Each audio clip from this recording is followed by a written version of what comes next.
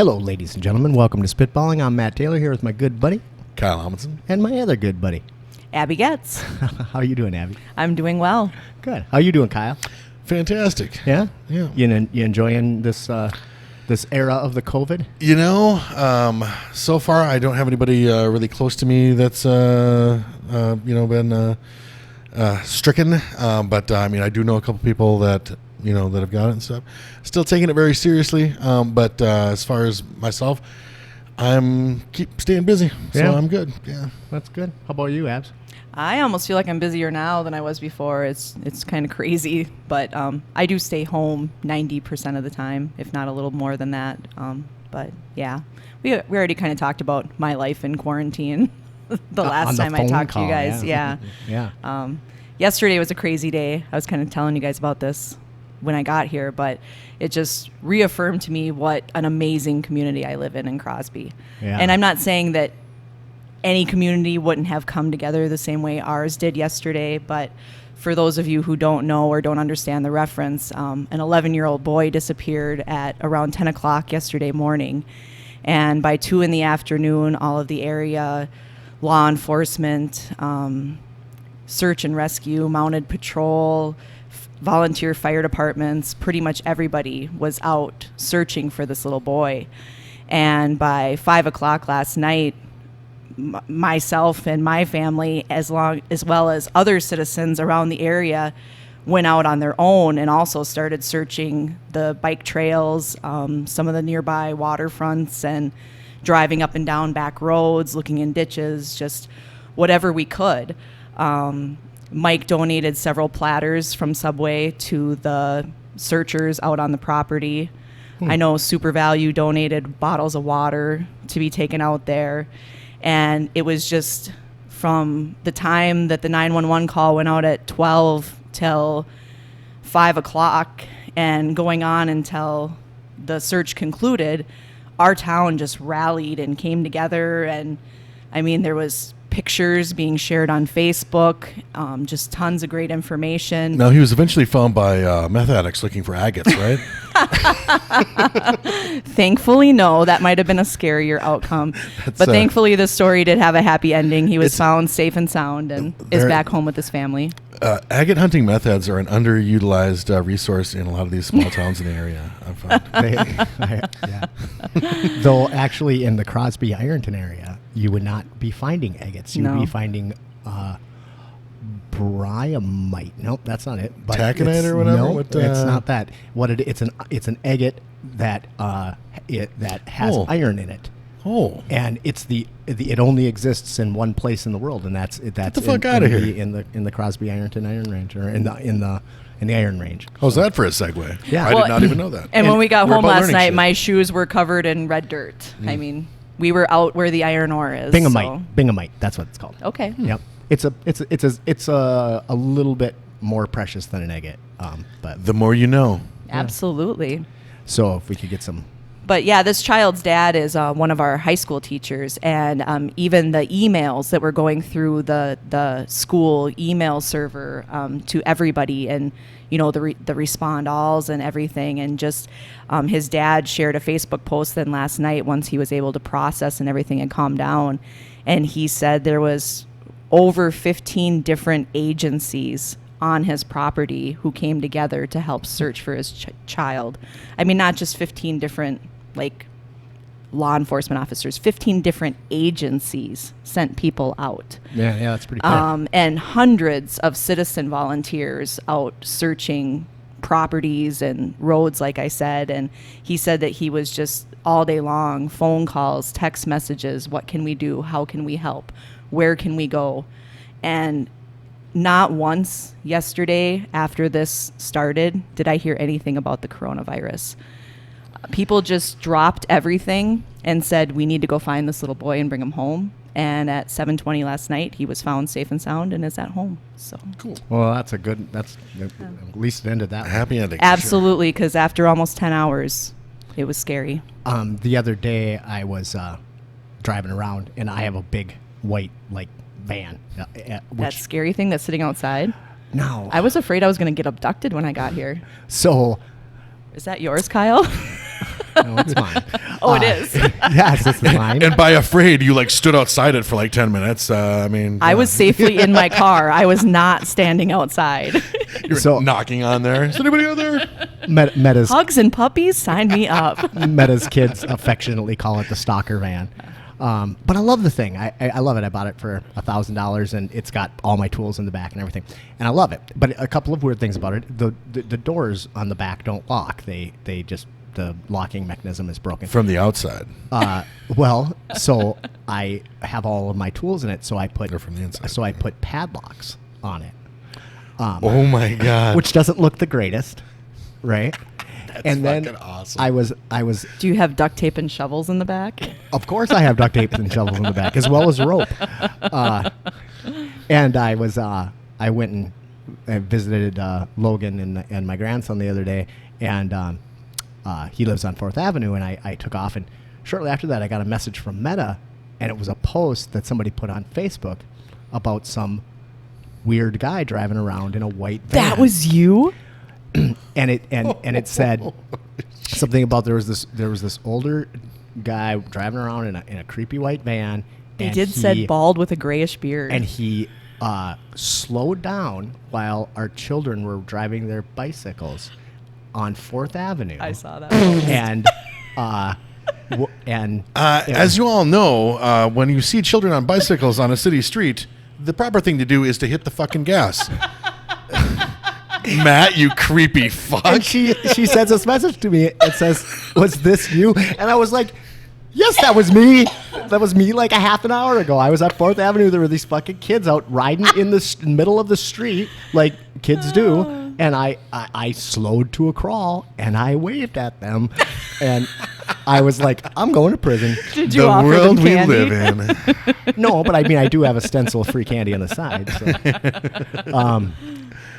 So thankfully that didn't. I didn't end up. I did see that post on Facebook. Apparently, there is another person in a white van that has been trolling around. Yeah. Not just me. That There's guy, an actual person. It's always that guy. He's like the area, like pedophile that everybody's always like.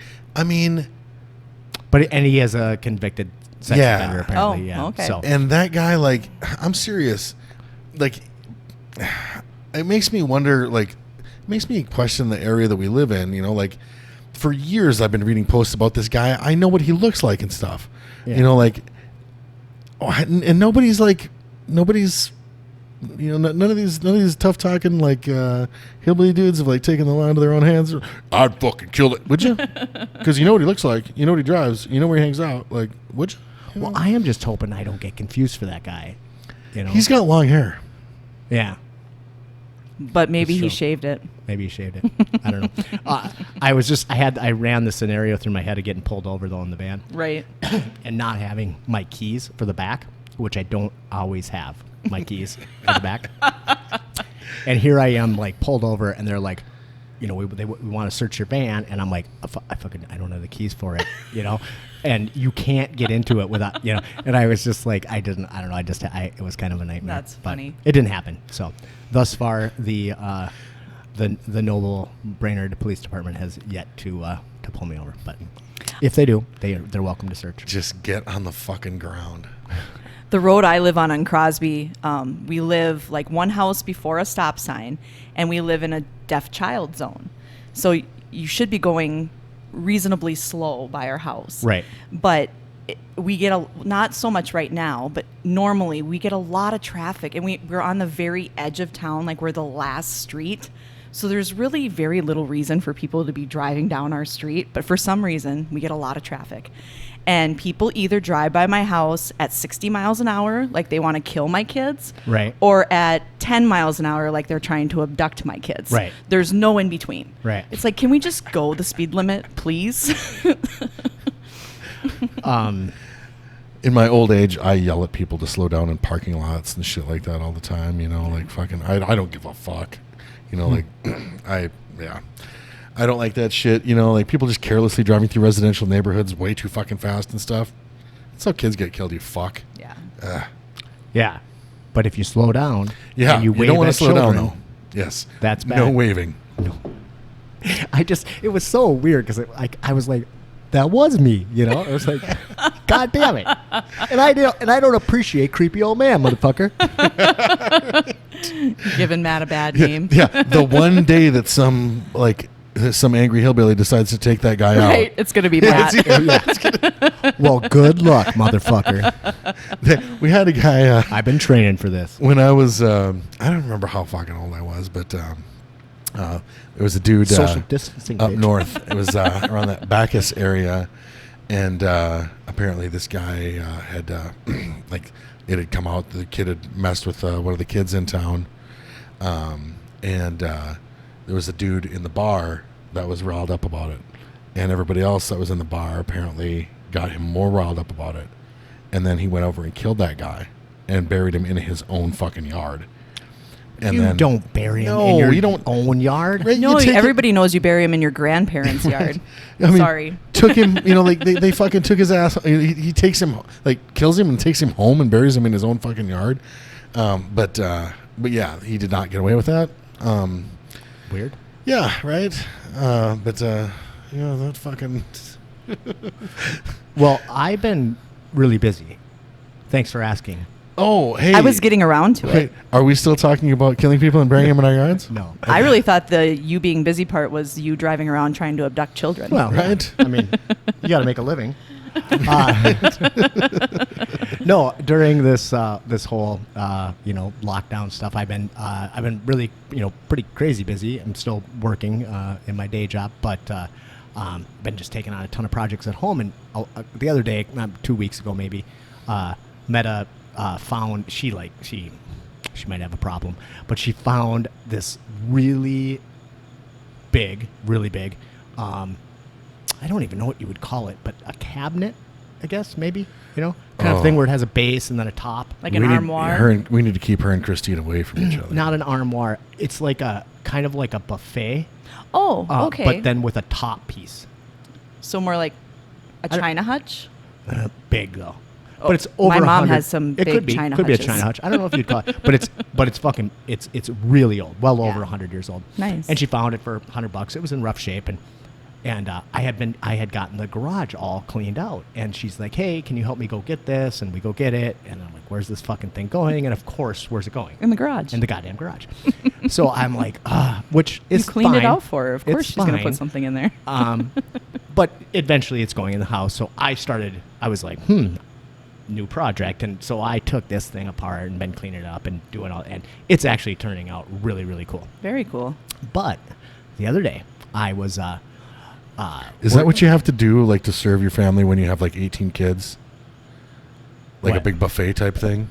well, like kind of, I don't actually know. A buffet is where you would keep the dishes and the silverware by the Oh. dining room table. And- I was thinking like a No. serving thing. It is, and then Oh. you actually take and then you serve the meal on top of it. That's why it's called a buffet. Oh. So then, I guess I've never seen a buffet used in that way. I've only seen them to actually store the dishes. we used to have a buffet at my mom. We actually, I think it still exists somewhere, but at our house growing up, and it was actually a shit collector is what it was. It was a place where you pile shit Yeah. on top of Right, it. right. But We call that an island what at it's my house. used for is, yes, you have your dishes inside of it, and then but then when you plate up the food, you put it on top of the buffet, and then people go through and pick up their food, and that's why it's called a buffet style. Now I understand what you're saying. I thought you meant the people sat at Nope. it to eat. Now Nope, it's where you put the food for people and to come that up and get it. totally makes sense. Yeah. But yes, all the ones I've seen in my family's homes have always been covered in like mail and whatever else collects. It's the place you pile shit. Yep. Yeah. So there was never room for food. I'm here to translate between these fucking fucks. So I was working on something on this China Hutch buffet thing, and I needed to cut a piece of wood, and I was using my table saw. And I don't know how much you guys know about table saws, but there's Everything. there's a thing called a rip fence, right? And that's where you set it up and you click it down, and that it gives you a certain distance from your saw blade. Now that's made for ripping material, which means cutting it the long way, right? And there's kind of a golden rule in table saw safety that says you should never cross cut. Can I use your notebook without showing? Yep. So if I'm going to rip, I'm going this way. But if I'm going to cross cut, the grain's going this way. You never cross cut with a rip fence, right? Golden rule, because it'll hurt. Does it kick So- it back at you? Well, I I fought my saw And the saw and one. the saw won. Oh my god. Oh. I didn't know there was going to be a show, but holy cow. And I had to shave my belly to show you that. It's funny because in the back of my mind, I was like, when did you start waxing your stomach? So I am cutting this fucking thing and following no safety protocols. Clearly. And I'm all by myself. And it fucking kicked back and hit me in the stomach. And I thought I broke my spine. I've never been hit that hard in my life. I collapsed on the ground and I'm laying in the middle of the floor. Like a body shot from Melvin Manhoff. It was. That's what that is. And I actually, that was kind of what I thought. I'm like, now I know what Brock Larson is talking about. But I was like, where's my phone? I thought I was gonna have to call 911. I was positive I ruptured something inside of me, and I finally caught my breath, was able to turn the saw off. Felt pretty stupid, and yeah. And then I was like, this is an amazing bruise.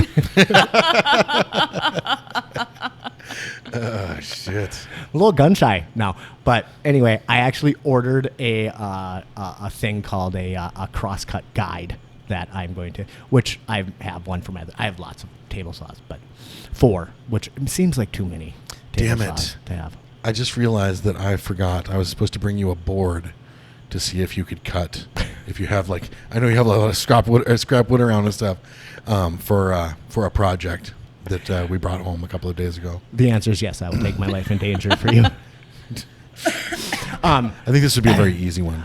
Telling another weird table saw story, but I have this big shop, and one day, and actually, it just closed today. The building just closed today, which is kind of sad. But so I rent a shop which is like 40 by 60, and I love it. It's just awesome to have that space. But I had another area that I wasn't renting but kind of had use of, and that place was huge. It was 150 feet long. And I was cutting. I had my table saw set up in there one day, and I was cutting something. And I was doing it right. I was cutting. I was ripping, long board, and being safe.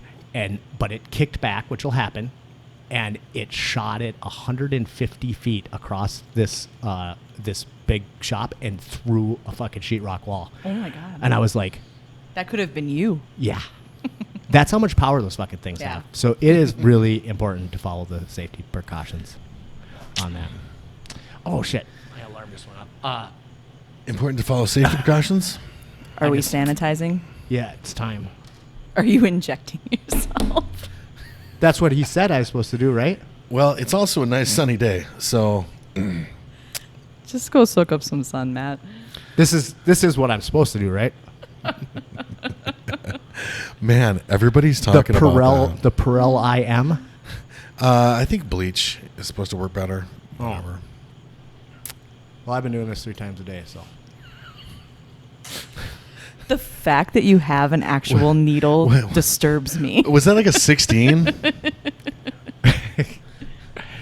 Are you asking me why I have needles? I don't want to know the answer to that. Well, You're not diabetic that I'm aware of, and that didn't look like a diabetic needle, by the way. I'm going to give you the safest answer. Okay.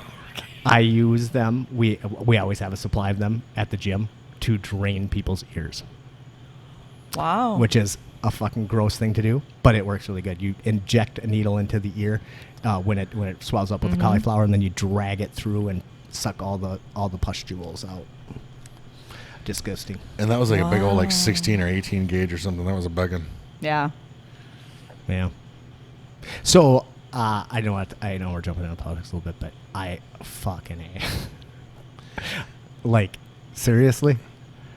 And he said he didn't say that. Yes, he did. Well, he said it's right that here. exactly. Okay, he didn't mean it like that. Well, I listened to. I don't give a fuck if he meant it like that. It was fucking something stupid to say. It was real stupid. And then he said I was being sarcastic, and I was like, that was the worst response he could have got. He made it worse by saying that. Honestly, he really did. Wait, he could have said I was joking, but neither one of those were true. Okay, but even if it's like, saying I was joking is different than saying I was being sarcastic. It's like, I don't know, fucking A. I'm just like, I don't think we can get any dumber. See, So this is a bad way for you guys to suck me into this whole politics debate, and I think you guys saw my posts and know that I don't agree with this. Which part? That you shouldn't inject Lysol? Here's my thing. It's okay to like have like I described it. What did I say? Like verbal diarrhea or whatever. Like thinking out loud. Right. Like not all my thoughts are fucking smart thoughts. Like 100%. Sometimes I fucking blah, blah, blah. But when you're the president and you're at a fucking press conference, that's when you don't fucking do that. But there's nothing presidential about this fucking guy. He's an idiot. So, whatever. And I 100% agree with all of that. But I'm just saying, Mike and I have been watching as many of these press briefings as we can, beginning to end, as cringeworthy as they are, because I don't like to be spoon-fed information from the media. No, I get like I want to see it and hear it as it happens. And I had watched that day's press briefing. And I had even posted on Facebook about how hard it was to find the press briefing on TV. Like, I didn't want to stream it on my laptop. I wanted to actually turn on a TV channel and watch it. We went through 5 channels before we found somebody who was actually streaming it live without a talking head telling you what he was saying. And I don't like that either. It's like, no. I agree with that. Just let me listen. And we had just finished watching the press briefing. And I had posted about how frustrating it was that it was incredibly hard to find and that people need to be better consumers of their own information. Well, and then suddenly people start sharing these articles that Trump suggested the American people inject disinfectant. And I showed it to Mike and I'm like, okay, sometimes you and I hear different things when we're watching the same thing. Sure. So did you at any time feel that this is what he was saying? And I didn't click on the article. I just showed him the headline. And he's like, no, not at all. And we, for the record, into the camera, I am not a Donald Trump supporter in any way. I think the man is, I loved him on Celebrity Apprentice, but since then, not a fan. Well, you're disqualified because of that. Well, I mean, watching Celebrity Apprentice. I watch a lot of shitty TV. I'm just kidding. So, but anyways, and so I even went back, and of course, the only video clips you could find at that point are these ones that have been cut together for these news articles. Yes. And it's like, well, that's not the full context of that conversation. yeah, but how can you take it out of? I mean, I listened to So- the. You know what he was clip of him doing? saying. I'll tell you exactly what he was doing. He was spitballing. Oh, for sure, 100%. Yeah, he's ripping. And Yeah. we Yeah. even said when this started happening, I was like, oh no, like don't ask questions. You have access to this guy. Ask him off camera. What are you doing? And that poor Homeland Security guy that he's asking these questions to, because the first round of this, the Homeland Security guy is up at the podium and Trump's standing like kind of in the background and off to the side. And he's explaining all of this with the UV light and how they think that could help sanitize things outside in the summertime. And you know how disinfectant works great on surfaces, especially the non-porous surfaces, but even like Purell on your skin. And Trump in the background says, well, do you think there would be an application? And I'm not quoting him directly because I don't remember the direct quote, but something along the lines of, do you think there would be some sort of application to do these things inside the human body? And the guy kind of like does this because Trump's like back here and he's like, we can look into that. And Trump's like, oh, great. That would be fantastic. Thank you so much. When really the correct answer is, get the fuck away from me. And so he kept breaking in with these really awkward questions. And Mike's like, well, in his mind, they were probably honest questions. And I'm like, and I'm not faulting the guy for that. Like, yes, I agree. But just stand back and let the guy talk. You're going to see him again in the back room once you guys leave the press briefing. Ask him the questions then. And Trump's excuse was, I guarantee there was American people out there who had the same question. He's probably not wrong. But the problem is how many American people actually sit and watch those press briefings like I do? Right. Not many. They see those clickbait articles that says, Donald Trump suggested that you inject disinfectant to fight the coronavirus. And they're like, I'm not even going to read the article. I'm just going to go fucking do it. That's the problem. Actually, that's my hope. Well, I agree. If you're dumb enough to inject disinfectant. Be my guest. But My friend Kalo, I'm just going to say her first name, our friend Kalo, usually does not. we know so many Kalos. He's going to leave out her last name as if not to identify her. Okay, fuck it. But she usually does not enter the fray on the Facebook. But I did see her post something to the extent of, and I really enjoyed it, was that this is the best case scenario. Just inject that Lysol, motherfucker, and let's just. I know when I walked in here today, it was like 90 degrees. I'm like cooking. Yeah, So fuck you guys. I'm the one that's 300 pounds now. We're down here at the 9th Street Social Club, and of course they are closed for the duration. And there's a lot of equipment that still runs coolers and all that kind of stuff. So when I walked in, I was And then you have our it's hot like air filling 90 the room. degrees. Yeah, and these guys have to sit next to Fatty McGee over here. I'm a fucking man furnace anyway. So, well, I'm a woman furnace. Like, I radiate heat even at night. Like, I'm a hot person. Oh, I don't know. Did we tell the story before? But I'm gonna tell it anyway. Yes, you told a story about how I was fat and you used me as a wind block. That was not Like true. on two different occasions. tell it Yes, straight? there's been multiple. This will now be, I think, the third episode of Never mentioned Spitbalding it. where this story has been told. Did you just say spitbalding? You fucking did. Spitballing. Oh my No, but God. that would have been a great Freudian slip. Spitbalding isn't a bad name. So we've got fucking like Donald Trump fucking spitballing, saying dumb shit, like, and then the thing for me is the verbal the mental gymnastics and shit that I got to see from people to explain like why that's not what he meant, and this is why it makes sense, and how he is not fucking dumb, and it wasn't a stupid thing to say and shit. And I'm just like, holy shit, I didn't engage in much of it because, I mean, like, let's face it, It's pretty low-hanging for fuck's fruit. sake, like, we're gonna get into this a little bit later, I think, but like, we've got fucking like on the other side, we've got Uncle Joe, who's fucking weird and creepy and fucking, like, don't get me wrong. Not the smartest bulb either. Yeah. So fucking like, it's like we run smart people out of town. But I think that might be, you've seen Idiocracy, right? Yes. So like, that's like our thing now. Smart people make people feel inadequate and uncomfortable and shit. So we're just going to keep going with the dumbest fucks. And not the dumbest fucks we could find, but definitely motherfuckers that are way dumber than a lot of the qualified people that we could have on both sides. And I don't know that I agree that Biden is necessarily dumb. He's not Trump dumb, but he's not the sharp. I mean, Well, I think he's ill. Like, I think so? he's. Do you think he has dementia? You believe those stories? Now, as most of you know, I like my father has Sure. dementia, and I watched him deteriorate. Yep. And Biden acts so much like he did during the phase before I like really realized he was fucked. So much like it, and it's like, I mean, to me, it's just apparent that the guy has early stages of dementia. Sure. do you remember Ross Perot? I was pretty sure that Oh, he I was love fucking Ross crazy. Perot. I mean, I didn't literally love Ross Perot. I love the entertainment value of Ross Perot. Yeah. I still love looking back at Oh Ross my- Perot cartoons with the huge Dumbo ears. fucking SNL, like, Yeah, I mean, I shit think like that. I don't think he was like that.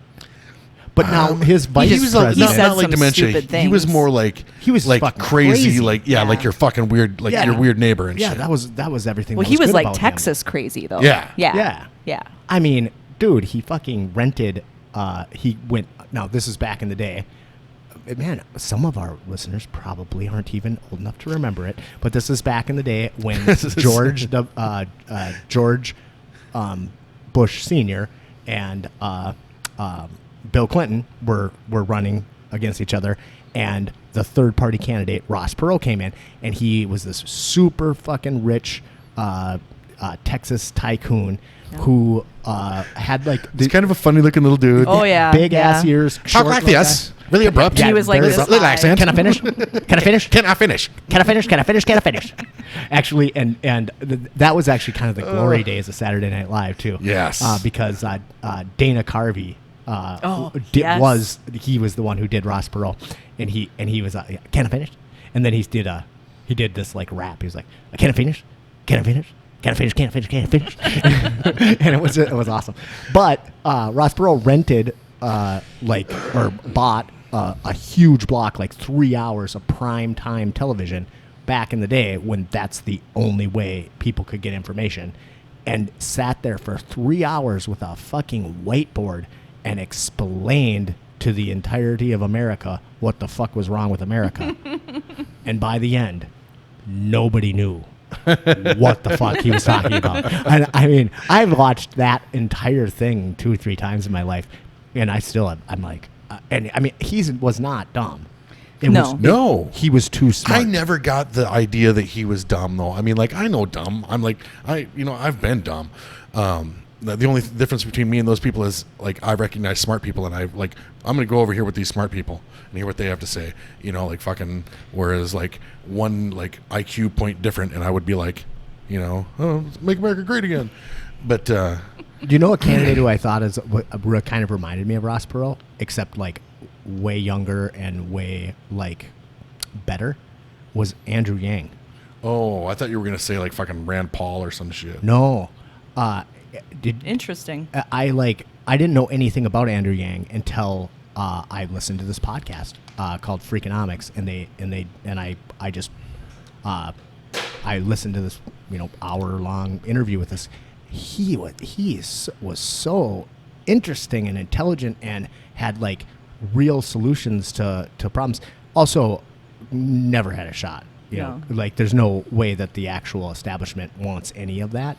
But nobody else was coming up with solutions, and he was all solutions. Now, he also wasn't a politician. He came from there's just a lot of things about him. But I was like, man, and I was kind of ashamed that I never even looked at him because, you know, and actually Amanda Schwarzkopf said on Facebook, like, I said something about how, like, I just listened to this thing about Andrew Yang and I really enjoyed it, and I think everybody should take a look at it. Too bad I didn't know about this 3 months ago. And she was like, if you don't know who Andrew Yang was, why should anybody listen to anything you have to say about politics? And I was like, nobody should listen to anything I say about politics. If you're getting your political information from me, you're fucked. I'm an idiot. Don't let this fucking show influence you, for fuck's sake. For the love of God. I mean, except for when I talk. We don't have to say that, because if you're letting this show influence you, you probably already saw something the president said earlier this week, and you've you're already dead. shot up the Lysol. Oh, fuck. Yeah. Did you see my Facebook post about the email I got from Al Franken today? Fuck. Yes, I did, and God damn it, I miss Al. I miss Al so much. I've read every one of his fucking books, which are all amazing and hilarious. I've met him. I have too. I've had lunch with him. Oh, really? Cool. Yeah. I went down to Sprout in Little Falls, and he spoke there. He felt me up on the USO tour. I was doing... Your tits are probably bigger. Trying to one up you guys. They are right now. I was doing Corona the 19. audio video stuff for it, and he was super kind, super gracious, super nice, I was interested, you know, when he, and I think, I don't know, fuck it, this is an organic thing. So during the, like, beginning of the Me Too movement, when, you know, people started getting, like, the fingers pointed at them and everything, and then that came up with him, you know, taking the picture of himself and the chick at the USO tour, and he just said, and he pretty much immediately resigned. I was disappointed, because I was like, fuck, there's not very many good ones out there, but then I was like, well, there's got to be more then.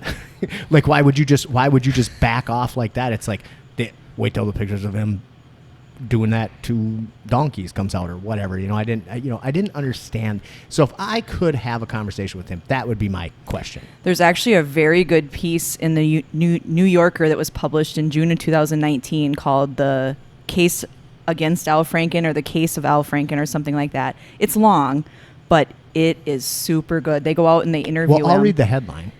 Yeah, you need to read more than the headline. Yeah, no, I'll try to find somebody that read it to tell me. I read it this morning.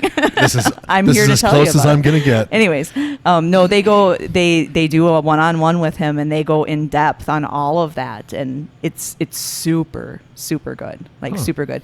But anyways, my point with the segue with that email was I got this email from him, and I've been on his email list since he ran for Senate, I think, because I love Al Franken, I always have, and so I'm on this email list, and I get this email from him. And normally I don't open all of them because I get so many emails, but I just happened to click on this one.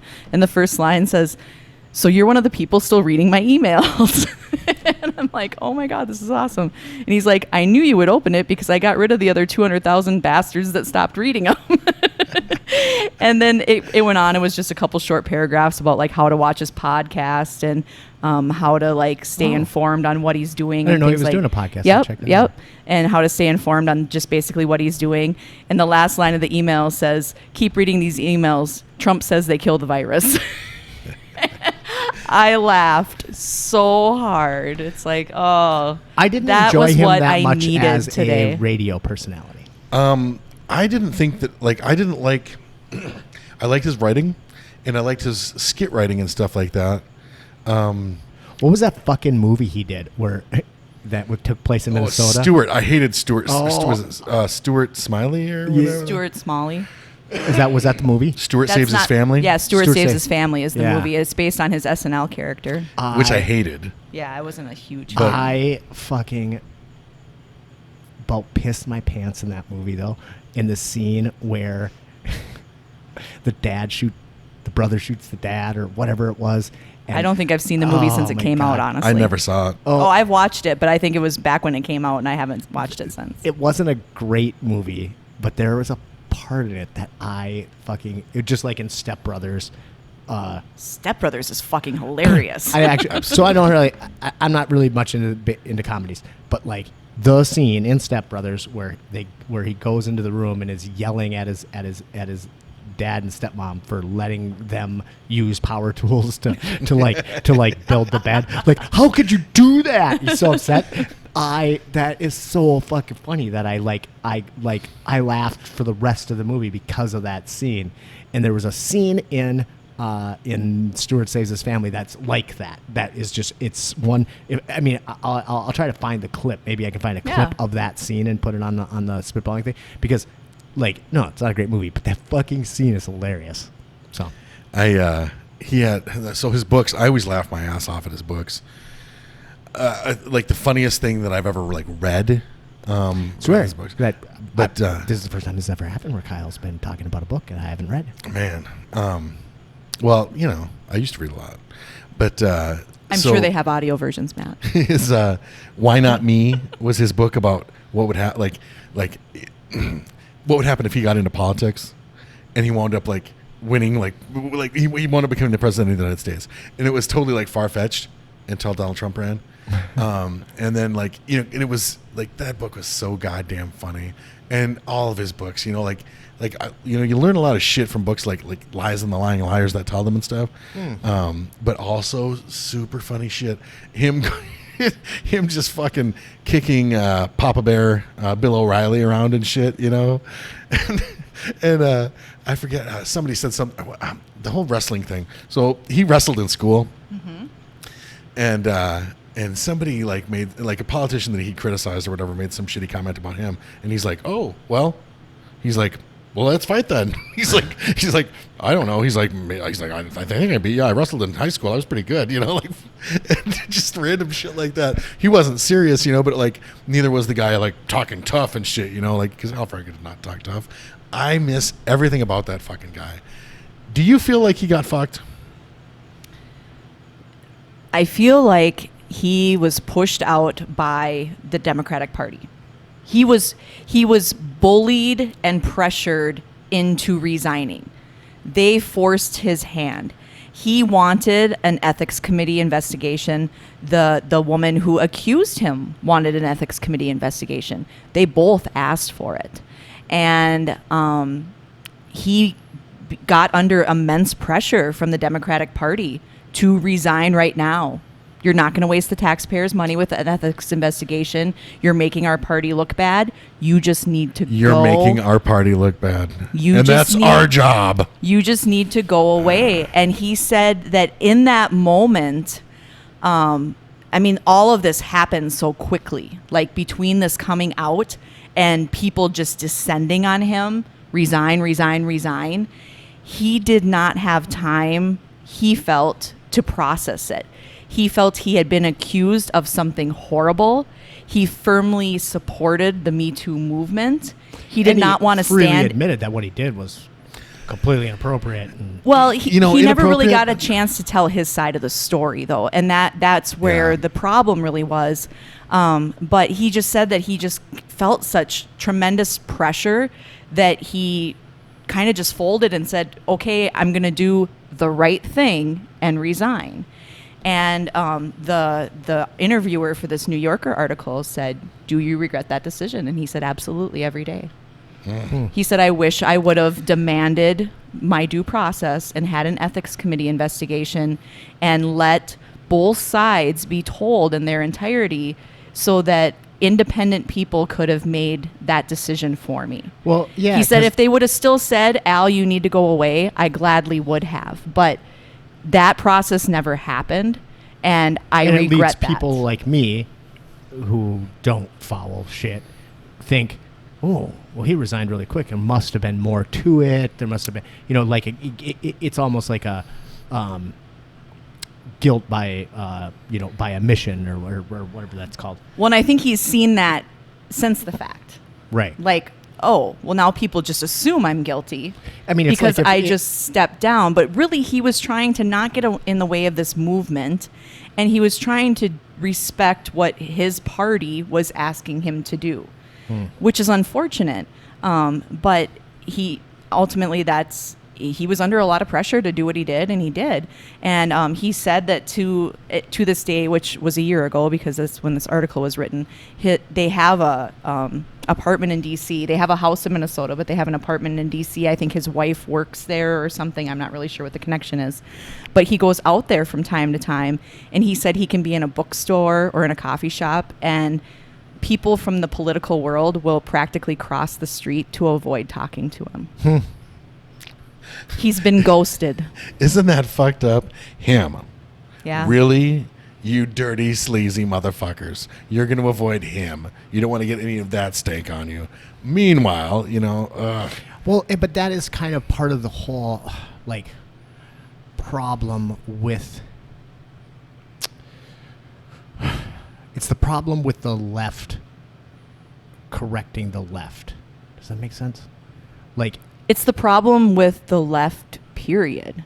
It's the problem with both parties in their own ways. I mean, they've both done similar things to people in their party, but... Yeah, but I can't think of an example on the other side where somebody gets ostracized. Like, what can you get ostracized for on the other side? Well, I'll tell you what they would laugh you out of town Being for. pro-choice. If you would have said, like, I'm going to do the right thing, they'd be like, I don't know. like fucking... But I mean, like... But before we go too deep down this rabbit hole, can we please take a quick break? I need to Yeah. go outside and cool off. I'm seriously, like, melting. All right, well, let's Sorry. take a quick break, and we'll be right back. Hello, ladies and gentlemen. Welcome back to Spitball. I'm here with my good buddy. Kyle Amundsen. And, of course, we have Abby Geotz in the house. So on the break, we were talking about all sorts of stuff we probably should have been recording, but... Or not. It was it was leading into this. We are leading into the story. So everybody, not everybody probably, but I know I've been having some fucked up dreams lately, and there's been a couple of articles on Facebook about like how the coronavirus Yes. is causing. Did you read that like- one that I tagged did. you in? Yeah, actually, and it's weird because I've already been tagged in that Oh. article, and I've read it both times. My memory is actually that bad. Yeah. But this was years ago. I kept having this fucking reoccurring dream about mice eating me, right? And it was just so crazy, and they were always eating my hands, right? And I was telling my boss Maria about it, and she's like, "That's a fucking weird dream." And it was going on for a couple weeks, and I woke up one morning, and there was a fucking mouse eating my hand. And I Yeah. fucking grabbed that little fucker, and I killed it, and I threw it on the ground. And I was like, what the fuck is going on? Like, I was like, am I dreaming? And I wake up, no, but there's a dead mouse on my floor.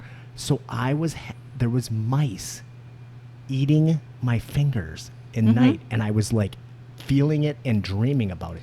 Well, and you were probably actually waking up to some level of consciousness to it and noticing it, but falling back asleep right away. Why the fuck and were that's they what eating my induced your fingers? dreams. Did you like eat Doritos before bed and not wash your hands? No.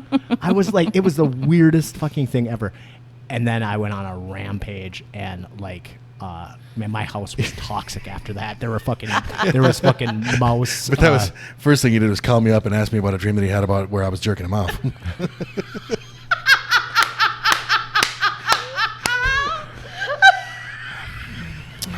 Innocent. So Kyle, I gotta know, I killed a mouse last night. Were you here too? And then I pooped one out. What the fuck's up with that? Lammy winks. Okay, so before we took our little break, we have a nice fan now, so it's That Kyle is blocking most Yes. of. Very comfy now. In case you were worried about me. Not so much this side of the room, No, because Kyle is For a some fucking reason, wind block. they're not enjoying as much of the cool air. I'm about ready to put my jacket on, actually. So.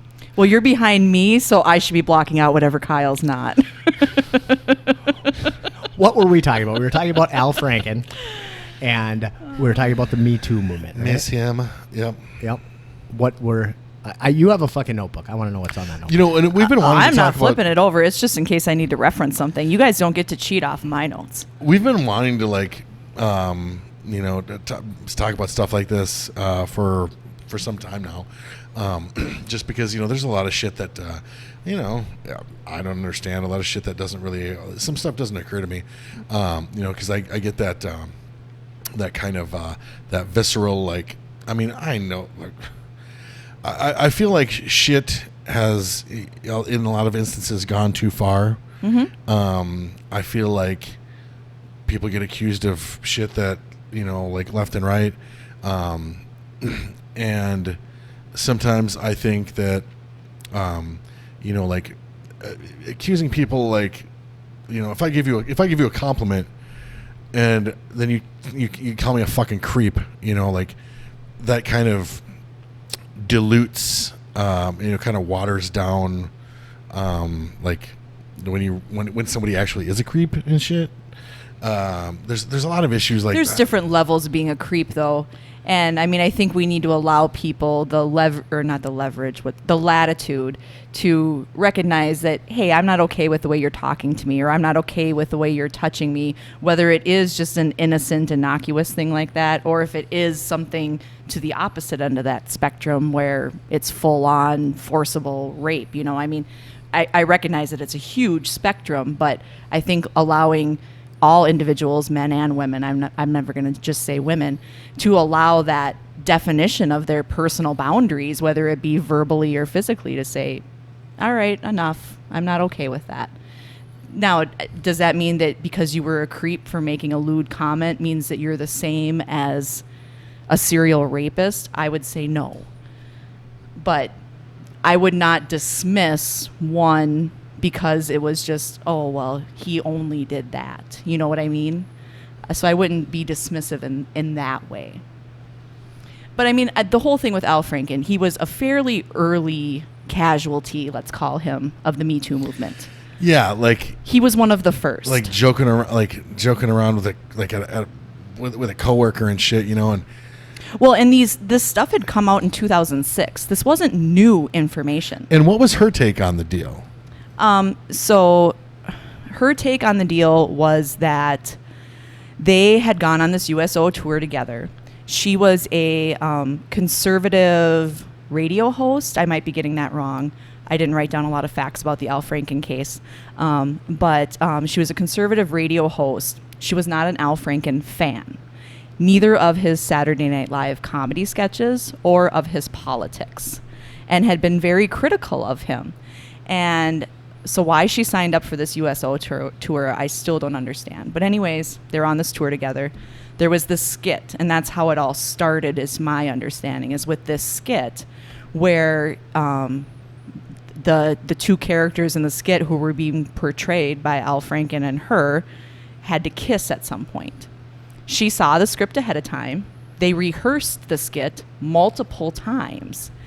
And then she said after the fact that after the performance, she felt uncomfortable with the kiss and felt like he had purposely written the script to force her to kiss him on stage. And other people who were on that tour with him, women and men both, have said that was in no way ever the interpretation we got, and we were in the skit with them. Like, she rehearsed it multiple times. She never expressed any level of discomfort. And then from that skit, there was a scene where he was Dr. Franken, and he was like this creepy doctor that would like feel women up. This was all supposed to be loosely based on the USO sketches that, and his name just escaped my mind, Bob Hope used to do. Oh, yeah. Well, we all know that Bob was a creepy, lewd fucker. Like, he said he made dirty jokes, and you're over there entertaining soldiers. That's what they want to hear, is dirty jokes. I'm not saying that it's okay, but I'm just saying that's what, you know, they kind of come expecting. And so this skit was loosely based on something Bob Hope had done many years prior in one of his USO tours, where the doctor pretends, he's like, oh, well, you must be overdue for your breast exam here. And he's like coming at her all creepy. And it's supposed to look creepy and be awkward. That was part of the sketch. Like, that was part of what made it funny, was he was creepy Dr. Franken. And so then when they got on the plane after one of these tour stops, she had fallen asleep, and somebody's like, hey, Al, pose for the picture. And he's like, like that. And other people who saw this picture is like, oh, haha, creepy Dr. Franken. And they knew immediately it was a reference to the sketch. Well, this was back when you didn't get digital pictures right away. You got them on a CD-ROM after you got home. And the lady said that when she received the CD and was looking for the pictures, she felt violated all over again when she saw this picture. And, you know, I mean, whatever. It is what it is.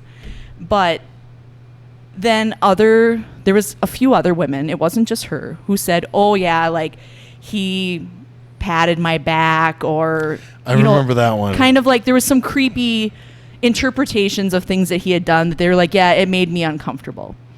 Okay, fair enough.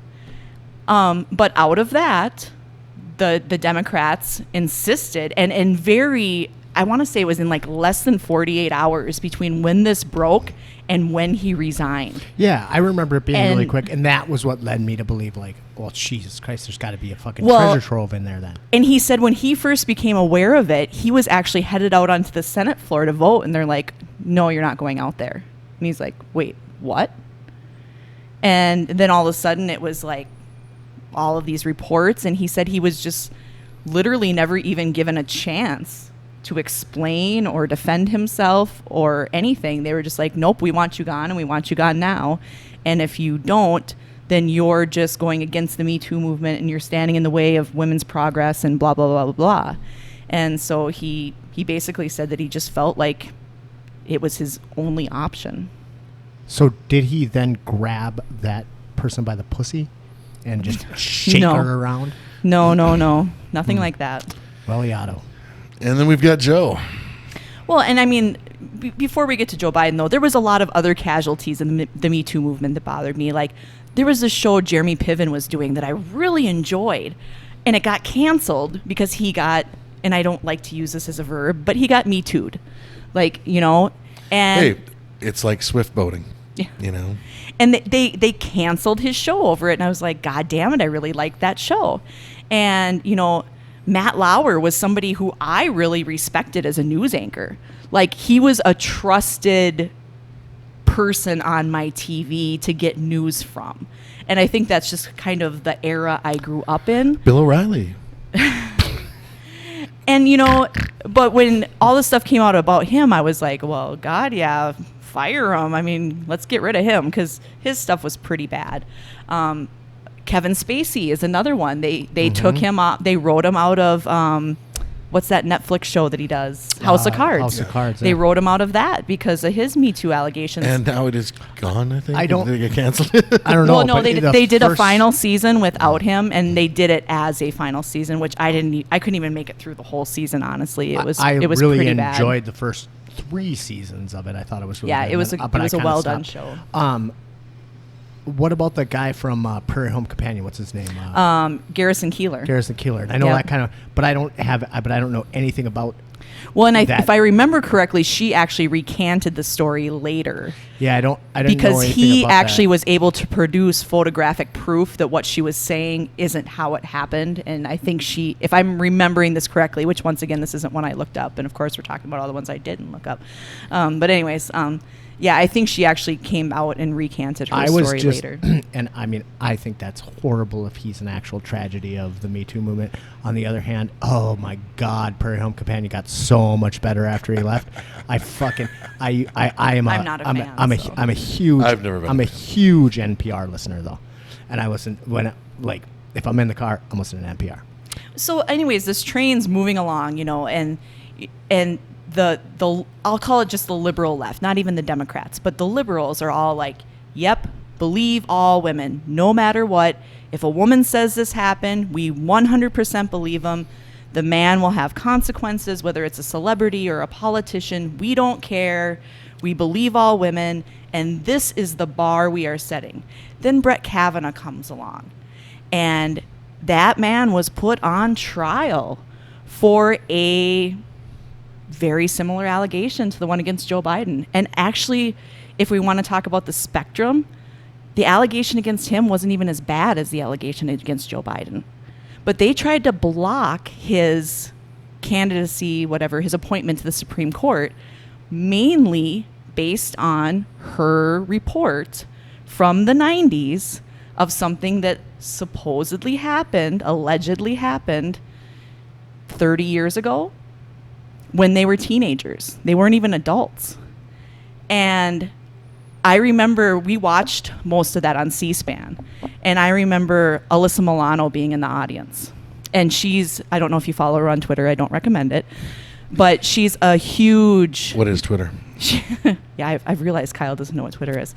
But she's a huge Me Too and Believe All Women stuff. And she would go to those hearings every day, which how she even got a seat in them, I don't know. But she would go to those hearings every She's day. Melissa fucking Milano. And then she would get on Twitter after Who's the them. boss now, bitch? Right? She would get on Twitter after them and be like, we can't let this man be a Supreme Court justice. He's the lowest scum of the earth and believe all women and blah, blah, blah, blah, blah, blah, blah. And the media had a field day with the Brett Kavanaugh thing. I mean, you could not turn on a news station or open something on the internet without seeing a story somehow related to Brett Kavanaugh and his accuser. And it was everywhere. I mean, it was just everywhere. And the resounding majority of what I read and saw anyways was, we can't let this happen. We have to believe her. I don't know if you saw it. I posted a tweet from Nancy Pelosi today. Yes. Saying that we have to believe her at any cost, and we need a new candidate. We cannot confirm him. Where's Nancy Pelosi now? And I've got to say, the same kind of corroborating testimony and stuff like that, yeah, like was it the old roommate or something like that spoke up on Joe Biden's accuser's behalf. Same Her neighbor. Same shit. Yep. I don't remember shit about Brett Kavanaugh other than like that incredibly funny Saturday Night Live skit with the guy from Rounders. Matt Damon. Such a great skit. Have you ever seen the TV show? You probably haven't. It's an NBC sitcom called Superstore. No. It's a spoof about Walmart. Was that any good? It's actually pretty fucking funny. Man. Anyways, Google Glenn from Superstore. he could be fucking Brett Kavanaugh. He looks like him. He sounds like him. And he's just like, I'm Glenn. And Mike and I are like, are Glenn and Brett Kavanaugh related? We even Googled it. We like looked up the actor who plays Glenn because we're like, why didn't they get him to play him on Saturday Night Live? Like he wouldn't even have to pretend. Like he's just so believable as Brett Kavanaugh.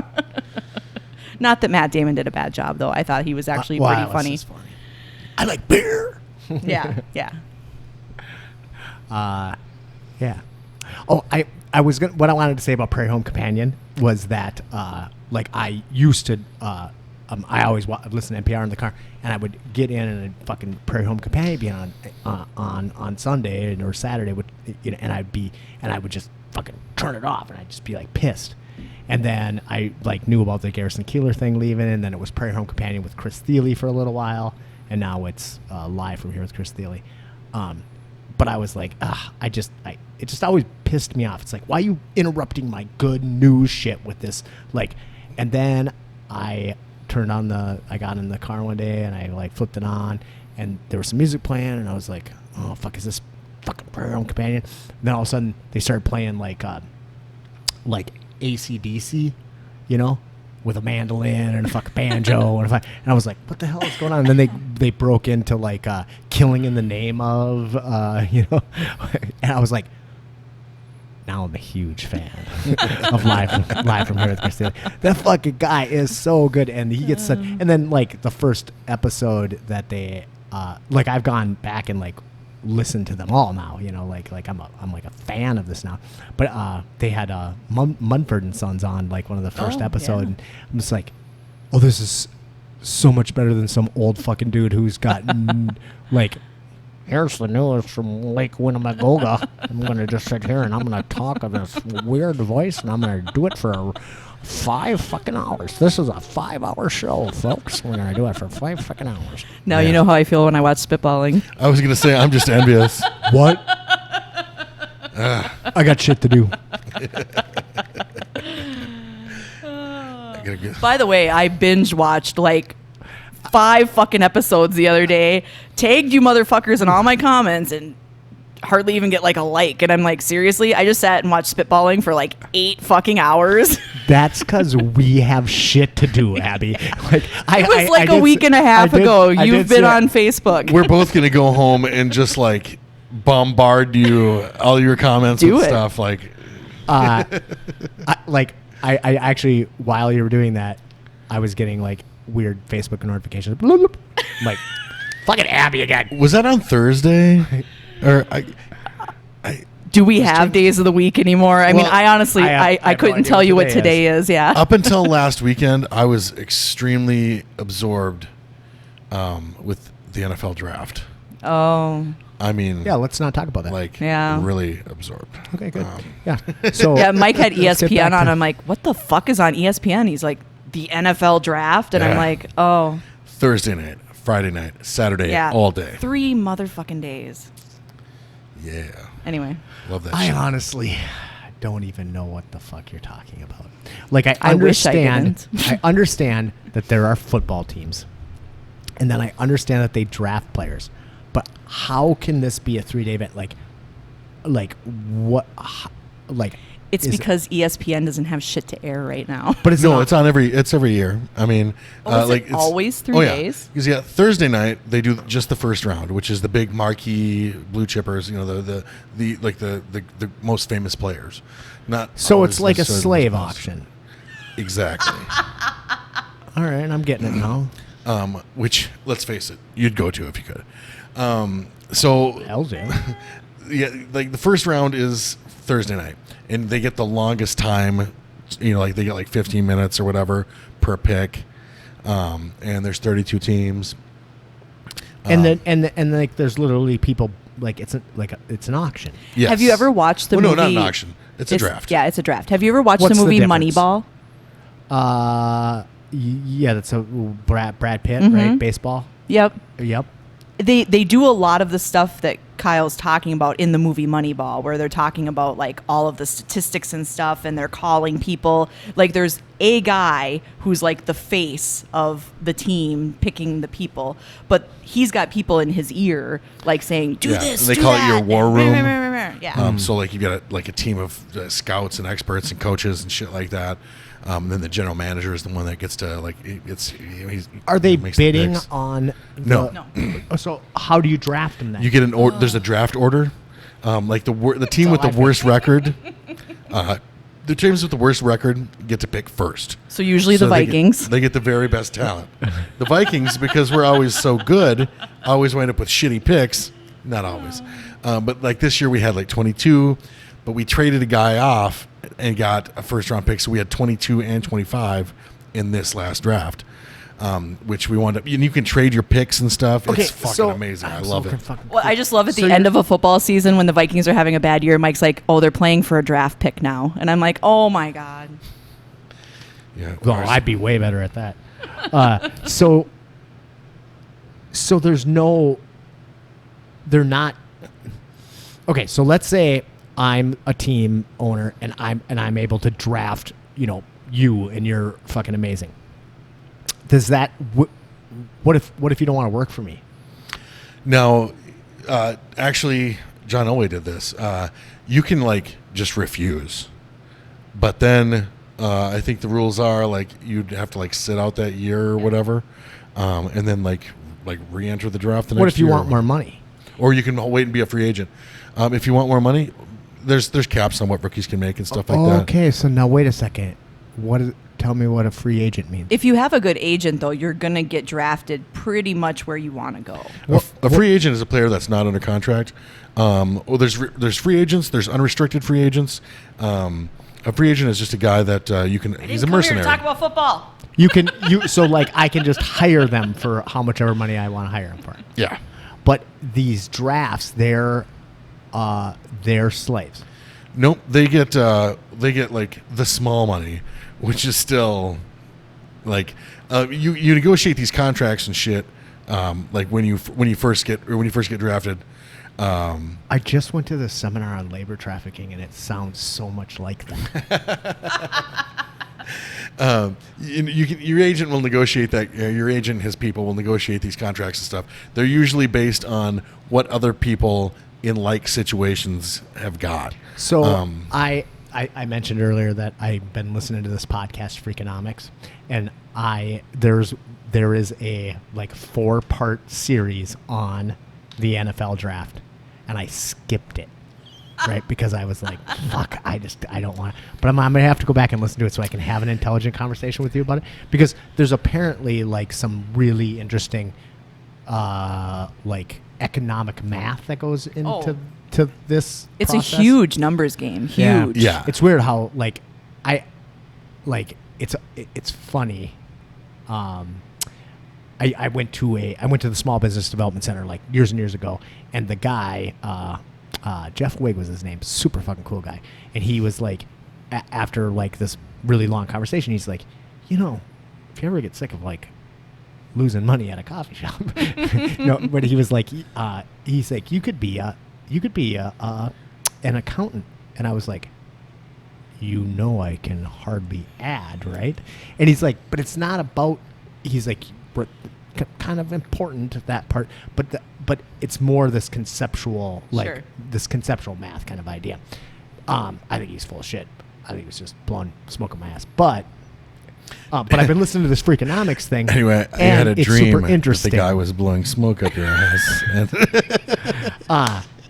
But I find like economics really interesting. Yeah. Even though like the math part of it is like ridiculously like I seriously can hardly add. So maybe. All right. Well. Yeah. Well, and there's more to it. Like there's also like the human end of it, which is really cool. Like these guys, because every one of these fucking guys has a background, and some of them have fucking amazing backgrounds. Some of these guys like show up from fucking like are dirt poor, like came here and fucking like from Nigeria and shit, never played goddamn football until they were like a junior in high school or whatever. And you got guys from like Samoan cats and shit, that like, well, this guy was a soccer player, and then fucking all of a sudden he's a stud and he's going to the NFL draft and he's going to be a fucking millionaire.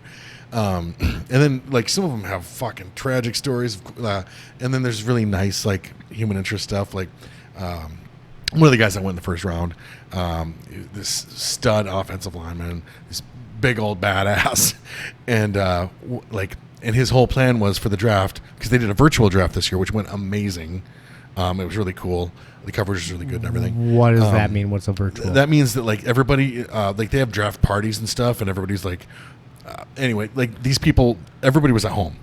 Everybody doing the picks was at home. And this is usually a huge event. Yeah. Where they event. like sell tickets to attend. And they boo the commissioner. Yeah. And they get wasted and they're fucking, it's just, yeah.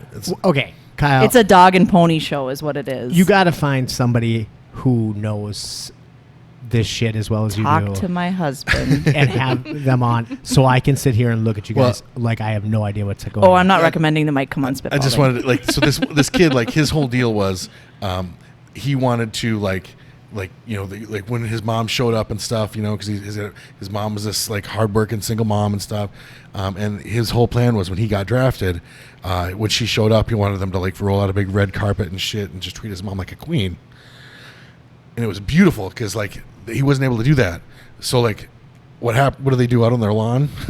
Like limo pulls up, big old red carpet and shit like that, and he just like takes his mom out of the house and stuff. And because like they go from these, like a lot of these kids go from such humble backgrounds and stuff. So you're crying at the NFL draft, is what you're telling me. Yeah, it's not quite crying, but I mean, some of that shit, like sometimes those stories will like, it's not like it's like a good movie where I'm really invested in these characters or something, like then I'll cry. These real world people don't do anything for me. But no, there's just some really beautiful stuff on there. And some of it, some of these guys are fucking douchebags, and they're douchebags. Some of these guys are like, man, I'm really rooting for this kid because he seems wonderful. And then you've got all the drama of these guys that work so hard to try to make it, and then they don't get picked or they don't get picked in the draft at all, which then you're a undrafted free agent. And teams can go along, and like the Vikings picked a dozen guys that went undrafted, and some of these guys means what, turn into gems. They're just like cheap. Yeah. Yeah. Well, not as cheap as guys like a lot of these undrafted free agents have it better than guys that they draft in the 7th round. A lot of 7th rounders you pick up cheaper than the guys that you have to go get out of free agency.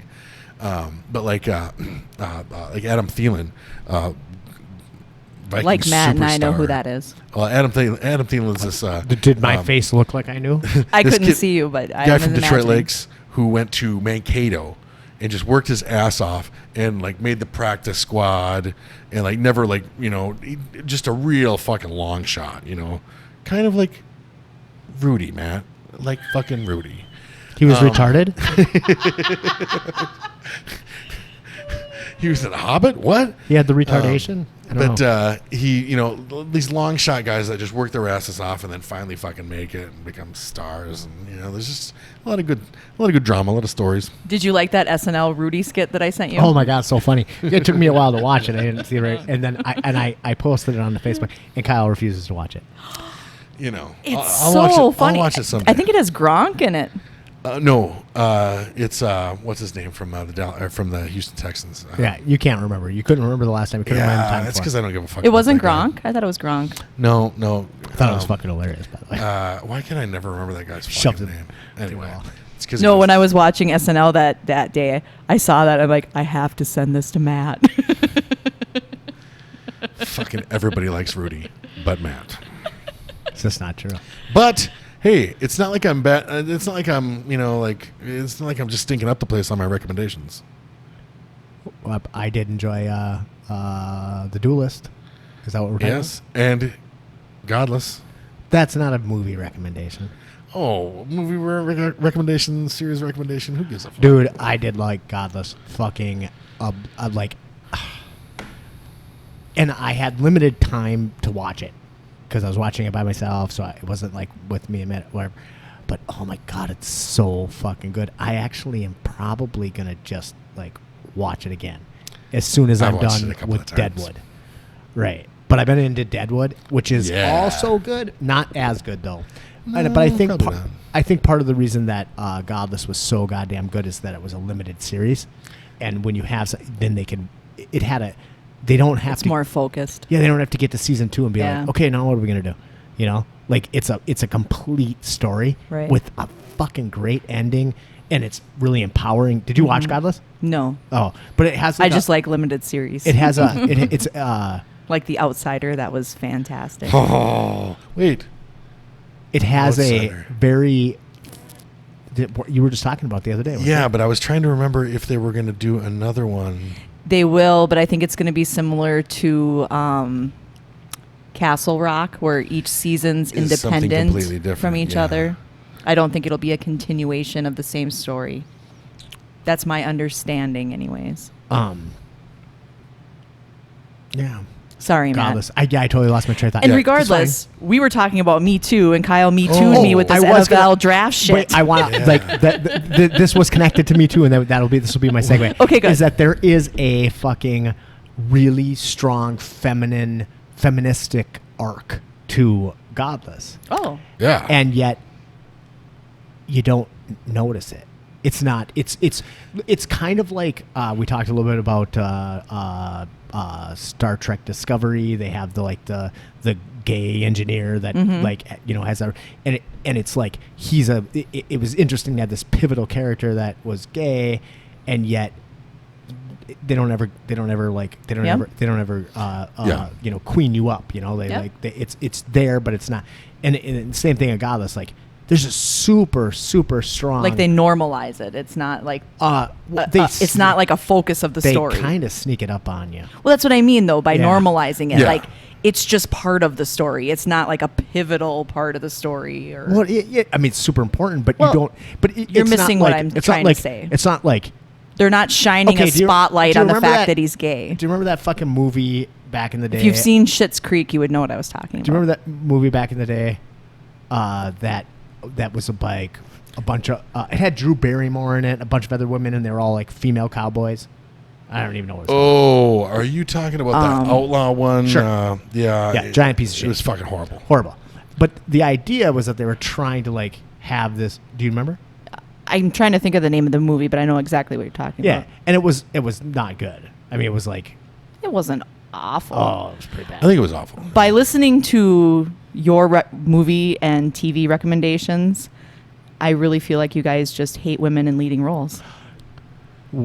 Are you just? We're gonna just go Jane Galloway on this thing? You Huh? know, I Well, think that's because totally Matt unfair. was like, I that think I one just hate Star women, Trek period. series with the woman captain was shit. I won't even watch it. And it's like, no, was that's shit. one of the best series That's that there is. not what That I was said. what you said. If you would read my Facebook post, you would see that I called you I out on it. did I'm like, read your Facebook by the post. way, that was Star Trek Voyager, and it was amazing. You just hate women I in leading did roles. I what just watched always Morning do News and I is loved it. ignored it. I won't subscribe to Apple Plus, so I'm not watching Morning News. You'd love I, it. I'm sure I would, but I have like 7 streaming services. I do not need 8. I have to draw the line somewhere, or I'm going to be paying more than I was paying fucking Charter in the first place, and this will all have been for nothing. I'm already there. I just thought they did a really good fucking job in Godless. It was a great fucking show. Fucking If you haven't fantastic. watched it yet, watch it. Okay, so that leads us back to Me Too because a bunch of bitches with guns. Right. Because Matt and Kyle hate women. Okay. No, I'm kidding. Angry bitches. I can come up with a pretty good list of them. Well, hey, me too. Hashtag. By the way, if you improperly use hashtag me too on Twitter, people get fucking pissed. Like, how would you improperly use it? Like when somebody says, "Oh, I really like this movie," and I'm like, hashtag me too. Oh, I'm going to use it for everything People now. fucking get mad. Like I had this lady like sending me death threats because I made a joke where it was like I was agreeing with somebody and I used the hashtag me too on purpose, just trying to be funny. She did not find the humor in that at all. Huh. She can go We fuck should herself. start our own, like me also. I think that is a hashtag already. Me as well. Probably as well. that's probably taken as well. I don't know. Look up Twitter hashtags. There's a lot of them. Just I too.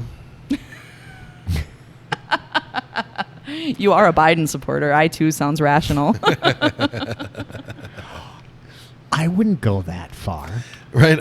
Oh, I will, because I mean, I never supported Joe Biden from day one. Like, I never thought he was the guy to be our candidate. And all of a sudden, the DNC is shoving him down my throat. I mean, I feel like I got 100%. Me Too'd by the DNC. I would rather Joe Biden drop the fuck out right now. Mm-hmm. And There's actually quite a bit of talk about that. Yes, I there would love is. that. Fuck, I would be, Bernie, Elizabeth Warren, Well, give me anybody. and you Not know- anybody, but Any I of feel the- like I need to say that I wasn't a Bernie bro either, because people are always like, oh, you just hate Biden because you're a Bernie bro and you didn't get your way. Actually, I wasn't. I voted for Bernie in the primary because the DNC fucking made me by making my candidate drop out the day before the Minnesota primary, which was bullshit. Who was your candidate? Amy Klobuchar. Oh, I and- 100% supported her. Okay, I like Amy. I've met her. She's very I've nice. met her and she's too. Very cool. But like, she dropped out the day before the primary and endorsed Joe Biden. So like, She didn't endorse. Well, yeah, she did. Yeah, She But did. she was. I fully believe the DNC pulled all those strings. I don't. And I disagree one totally bit. believe that there was under the table deals going on to make her do what she did, or to encourage her. So- Nobody made her, to encourage her to do what she did so that she didn't commit political suicide. Okay, so then fuck her. Like, fuck her then. Like, well, and if that's the thing. because It's I like- have one of her campaign people hounding me on Twitter. Well, what if Amy's his VP? Will you vote for Joe then? Absolutely fucking not. I won't. So like, I thought that was complete bullshit. That the day before the primary, or what, like whatever, that all of those candidates Yeah, I was dropped out pissed. and fucking like and The and day before endorsed- Super Tuesday. and endorsed Joe Biden.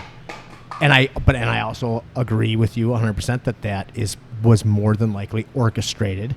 It had to be orchestrated. Oh, it was 100% right? orchestrated. But what bothers me more than anything is that any of the other candidates were willing to sign on to it, disqualifies them then to me Yep. to be, and I was like disappointed in Amy Klobuchar.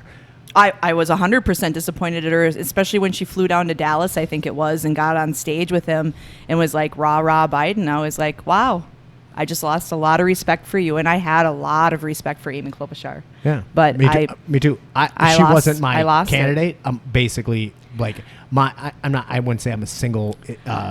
she would have been for issue. me if she would have been a man. But I'm not I would have gonna voted go for. I would have voted for Andy Klobuchar. You would have voted for her husband? I was disappointed that. Oh fuck. What I was saying is that I'm not like a single issue voter, but I think the most important issue facing our country today is universal health care, and like, she wasn't on the universal health care camp. No, she was more of a centrist. And, the reason, I mean, I don't want to rehash all this because it's the ship has sailed, but the reason I was supporting her at that time was because I felt like she had a better shot of actually making progress with the things she wanted to do than a candidate like Bernie Sanders would have with getting his ideas actually to become the law of the land. Like, I didn't see, like, even if he was the guy and was elected, I love everything Bernie stands for, but he has to go through Congress. No, I get what you're saying. And I didn't see that happening, where Amy has proven in Wait. her political record that she can work both sides of the aisles and get stuff done. I mean, in her interview that she did with, I think it was the Times for their endorsement piece, which if you ever watch The Weekly, oh my God, that is such a good series. But they did an episode where they interviewed all of the Democratic candidates ahead of the New York Times endorsement. And in that interview, she said, I am a progressive because I will actually make progress. She said, you can't call yourself a progressive if you don't ever get anything done. So are you telling me that if Bernie got elected, we wouldn't all be communists the next day? Weird, because that's not what I keep reading on. I was reading on Facebook for someone. I So- don't know. Somebody needs to talk. I mean, to my I would gladly vote conservative for Bernie. I voted for him in the primary, and I would gladly vote for him. I but feel like what I didn't think like, he was the best. friends. I think most people did vote for him in the primary. I feel like what we're saying in that case then is that like we shouldn't actually vote for the person that we think that we think has the best ideas that we agree with. We should vote for people that we think can get those ideas like pushed forward. Now we're being pragmatic. Like But people the- supporting Joe because he's better than. see, Donald But this- Trump. but I but think this that is- is a pragmatic vote, which I don't think is wrong. And No, to and be I'm not pragmatic. disagreeing with the why people want to support Biden. I totally disagree with the vote blue no matter who sentiment, because nobody's going to ever tell me who to fucking vote for. I don't give a shit if I don't care what's on the line. I will vote for the candidate who I think is the best person from the job. And I have said since day one when Joe Biden announced his candidacy that if this motherfucker is the guy, I am not voting for him. These allegations that are against Joe Biden are not new. This information was out there a year ago. So, what of all of the crazy shit that our buddy Mike Starry said, and there's a lot of it, not just on our podcast. But I all didn't of know his- that. I haven't seen his episode yet. Oh, it's good. I mean, he really articulates his position on the Second Oh, Amendment. very much so. Really great. But the motherfucker's he's kind of nuts, which I love him for it. And 10 but- times crazier on Facebook. But, he is 10 times crazier on Facebook. You should But, follow him on Twitter. oh god. What he was like when I asked him who he supported and politically, he said, I don't get to vote for people that win. Like I vote for people that I agree with, so I don't actually get to vote for people who win, and I admire that. I think that's fucking super great. We talked about it before about in Braveheart when Robert the Bruce is talking to his father and he's like, I want to follow William Wallace and it's just get that fucking look off your face, goddammit. I actually have some shit about William the Bruce we need to talk about at a later date. Actually, But- after I watched Spitballing, I immediately turned on the movie The Patriot because I felt I needed to cleanse myself. That was such a piece of shit. So was Patriot- Braveheart. Oh my god, it's such a piece of shit. The Anyway. Patriot is greater than Braveheart. Oh I'm my sorry, God, but it's I way think better. I think I got shit to do. Both of those are just Mel Gibson ego pieces. Like, oh, No, The Patriot's actually a pretty good movie. But the idea is that William Wallace is an uncompromising man in this situation, and you want to go with that, but you have to have a compromising man to actually bring things forward. I think that's kind of Amy Klobuchar in this situation. Is she's a person who actually can get things done because she's Right. willing to compromise. And yes, I think she would have there's a- attracted voters from the other side too, honestly. Yeah. I mean, not the I'm not- far right, no, but she would have drawn in some of those middle of the road people who were undecided. I think she could have won them over. She was very I don't practical. disagree with that there's a possibility that I'm shaking the table. I like the argument that we've had over and over again is about Bernie, which is kind of a moot point now, but like many people were like Bernie can't win, but I actually thought that was quite the opposite. Was that the fact that like nobody who's going to vote for Joe Biden for president wouldn't vote for Bernie Sanders. Correct. I mean, or almost Because if nobody. you There look could at be the like a- vote blue no matter who people, they're going to vote if- blue no matter who. correct, then it shouldn't have fucking mattered. But the so then vote- keep Joe Biden out of this fucking shit. Right. I mean, I'm sorry, but if you want me to vote blue no matter who, then you put somebody in the blue category that isn't a fucking creepy ass I don't Me know Too anyone. motherfucker. I honestly don't know anyone who Biden was their first choice. I don't know anyone. I don't know. I don't He think wasn't that even my last choice, though. I mean, like he's literally not a choice for me. Do you know He's when not. he was a choice and for I me? I won't vote for him. Do you know when he I was a won't. choice for me? When Hillary Clinton was but when Hillary before the like there was a time period where it looked likely that Joe Biden might enter the race against Donald Trump at a late date, right? Before I don't Are you remember if it talking was about in the before- 2016 election? Yeah, because he I had was- that personal tragedy at that time, and that's why he chose not to. And then he almost did, and then still Right. didn't. And at that time, I was like, "Oh goddamn, Joe, come on, please," because I felt like it was so hard to vote for Hillary Clinton, oh, I don't disagree. and so I was like, "Give me anybody," And at that point, I would have been like, fuck, fine, Joe's fine. Didn't know anything about him other than the fact that he was the vice president of the United States. And, Yeah. like, well, and that's exactly the thing. So Nobody I don't- knew anything see, about but him. see, I the thing mean, is that's what I think. So maybe this maybe is a conspiracy theory, but we peddle in those.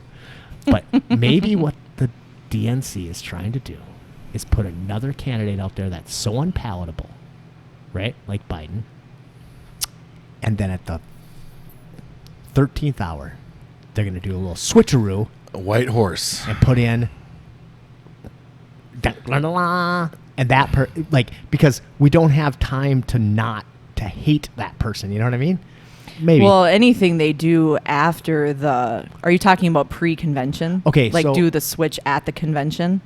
Right, like maybe Biden pulls out right before the convention because he's like sick, or he's got the caca, which is another name for the coronavirus. I like to call it the caca. I don't know, but I don't disagree with you. I've said this since the beginning that if Biden ends up being the candidate, I think we're looking for another solid 4 years from the Trumpster. Well, and my biggest thing, for sure. But I Agreed. will Me too. cast my vote for him. Hashtag me too. And then I will not. And then I will immediately shower. I will vote third party of some nature. Is there even a third party? There's actually Yeah. a few people with their hats in the ring already. A guy named Mike Starry. That fucker. No, there's a few people with their hats in the ring. They haven't been around long enough for me to really have properly vetted them. I'm going to sit back on that for a while and let them kind of work themselves out before I make up my mind of who I'm going to vote for. But as disgusting as Vermin Supreme. this as it is, voting third party, especially not always, but like especially in this situation, voting third party is the same as not voting at all. And I completely disagree with that. And I absolutely hate that argument 100%. The thing is Because that, like, how I should not and will not be told that you have two choices. There's 10 choices on the ballot, but ultimately you can only vote for two of them, or you might as well just stay the fuck home. Well, the thing is that No, I you don't have think- to stay home, but you can leave there riding on your fucking unicorn. right, okay, or writing in Donald Duck or whatever, like. Does Minnesota even allow write-in candidates yet? Yeah, I think you can write in a can. Regardless, They so didn't for the point president is that before. like if there is choice A, choice B, and then no other choice has any potential of winning, then you really only have the two choices, or you're choosing not to choose, because if No, I'm choosing to somebody who I feel like is better suited for the job, and even though they may or may not get, and with the electoral college, the one person, one vote thing is fucking bullshit anyway. but there is no may, there's only may not. Like if you have. But if we always think that way, we're always going to have the Right. Republicans and Democrats I and nobody fucking I else. don't disagree and you with used you to be a a bit. third party voter, so I Oh don't no, I am. So I don't have get been a this, third party but voter. No, right. Well, actually, because I went. I'm not through saying that you have whole- ever actually voted, but I just I feel like usually the do. stakes are too high to But- fuck around at this But point. Okay. I was a third party voter during the Al Gore, Ralph George Nader. W. Bush, Ralph Nader race, and like Bush and Gore make me Was- want a Ralph. was I remember that I think I slogan. had that fucking you bumper had that sticker. bumper sticker, yes. And like never before have I had such a a stark lesson in what it means when you choose. right to there with you. choose. That was brutal.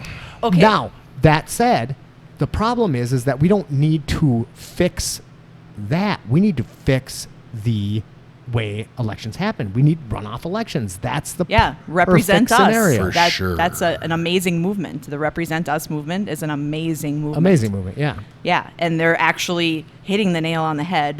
They're going after the right things. They're starting to get some shit done. That's an amazing movement. But I agree, it's a broken system that isn't fixed yet. But I'm not going to comply just because, well, that's how it fucking is. I know, and I'm not trying to convince you otherwise. But and I'm really disappointed in the left. Back to this whole fuck. Me Too thing. Me too. Hashtag. Right, I'm not because- using that incorrectly, I don't think. what has it been now? How long has it been since the Harvey Weinstein thing broke and the Me Too thing? 3 years, 4 years? I'm not even sure. It's been a while. It's been around for a while, though. I mean, this has been going on for a while. 3 years. And staunchly, 100% without wavering, all the way through, we have to believe all women. This is not acceptable. Anybody who's accused of this will pay the consequences. And then Joe fucking Biden comes along, and it's like, oh, we're not even going to talk about it on the news. Alyssa Milano's now okay with not believing all women, because now suddenly this woman, oh, she's not credible. We don't need to believe her. And you know, I get that false allegations happen, but do you know how fucking hard it is to come forward and say, hey, this happened to me, and this very powerful, very famous man is the one who did it? These women get fucking death threats. Do you Right. think they sign up for this shit because they're trying to ruin somebody's career? I mean, their lives get ruined over this. I mean, You don't just come up with something like this just to do it. I mean, Unless you're Robin Givens. and I watched. and she's got corroborating evidence. I mean, she told her mom, she told her brother, she told this neighbor who's come forward.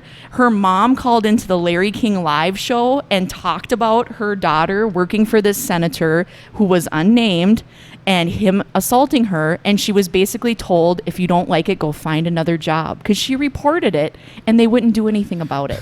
So She reported it the at Democratic Party the went from time. Me Too to bitches be crazy. No, she said that her supervisor literally told her, if you don't like it, find another job. When she reported the harassment, she didn't report specifically, explicitly what happened. She just reported she was being harassed by her boss, who was Joe Biden. And they told her, if you don't like it, find another job. That is absolutely not okay. And now here we are, and she's telling her story just like all of these other women have got to. And all of these other women we've believed, we've destroyed careers over. But now it's okay for Joe Biden. And I'm just supposed to accept that and vote for him and turn a blind eye to that. And I absolutely will not. I think I he's won't. getting it from the media and in social and on like Facebook and shit like that. I just think that, like, I think the Democratic Party is just late to the party, you know, because But they shouldn't have been. no, Like fuck I no, said, of this course isn't not. this isn't new information. This information was around a year ago. They've been sweeping it under the rug. They've been telling the media, don't report on this. the thing that bugs me is, and this I think is true, is that the DNC, they must think that Joe Biden is their best shot at winning, or they don't want to win. And if that's the case, what So- the fuck is wrong with them? It looks like And they're throwing once again, I'm not a Bernie bro, but here is my theory on that. They wanted to end Bernie Sanders so fucking bad.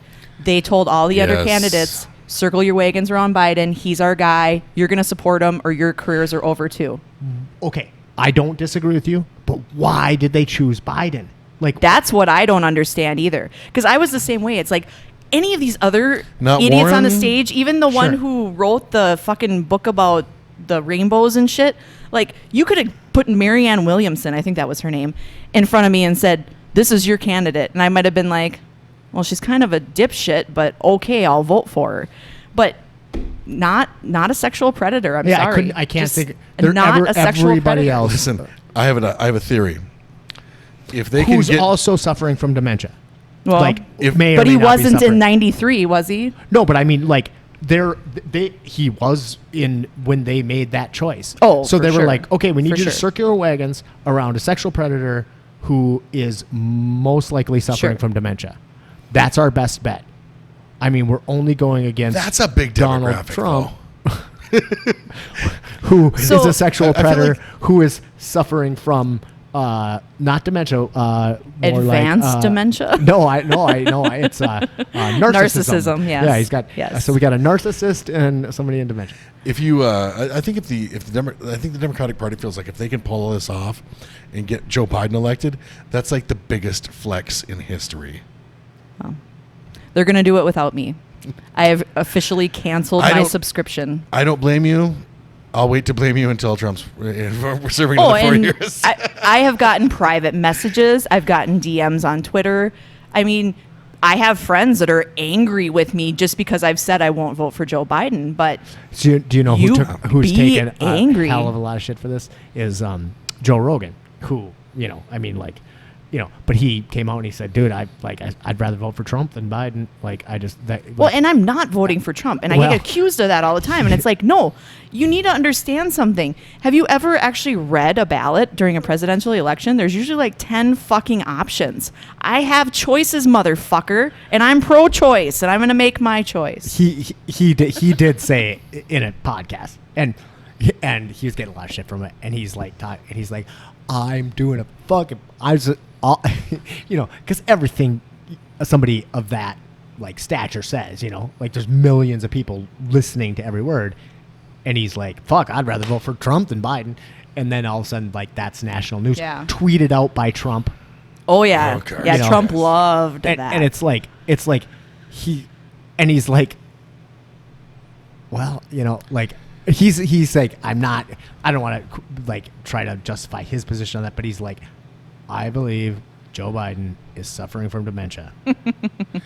I don't think it is a good idea in any way, shape, or form, no matter how crazy everything is right now. It is not better to elect somebody who's suffering from dementia. And I agree with him. Like, watching this stuff, I think it's wrong. Well, I'll tell you what. I'm I'm not a religious man, but every day I wake up and I pray for Ruth Bader Ginsburg. Like, yeah, honey, we need her to live. We're gonna need you to hang on for. We need another to put 4 her in a years. bubble, and we need her to live. Yes. But yeah, I had one of my friends message me, and they're like, I would literally vote for my dog over Donald Trump. And I'm like, is your dog going to be on the ballot? I might vote for him too.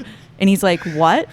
And I'm like, oh, sorry, that's not what we were talking about. I mean, yeah, give me another option. And the thing is, I mean, I don't want to vote for Biden either, but I mean, I'm not going to vote for Biden. I want another option. And there's a part of me that thinks, So- like, maybe we need somebody to step up and just be like, you know what, fuck it. All right, my hat's in the ring. Somebody real, somebody possible. Yeah, and I've seen some like- scenarios, some very interesting scenarios that. I mean, Oprah Winfrey. I know she. Yeah, at it would one have to be point somebody with a lot of star power. Yeah. Oh, for sure. But at For one sure. point, Oprah Winfrey in 2016, Dwayne Oprah Winfrey, Johnson would win the fuck out of the election right now. Hey, actually, somebody who I would love to step up, actually- and I don't think he would step up as a Democrat, is Mark Cuban. Mark Cuban is a fucking Man, genius. Democrats love Mark Cuban. I but fucking love Oprah Mark and The Cuban. Rock, man, I think that'd be fine. I just don't think Mark Cuban would run as a Democrat. That's my thing. Is I don't think he Wait, would I don't do even, that. He doesn't have to run as a Democrat at this point. Like, you're having a Oh, third. so you're saying like come in as an independent? Right, so fuck at this point, Mark Cuban, you register as an independent. I love how you pointed at the camera. That's so sexy. And like run, Mark Cuban is yeah, watching Spitballing.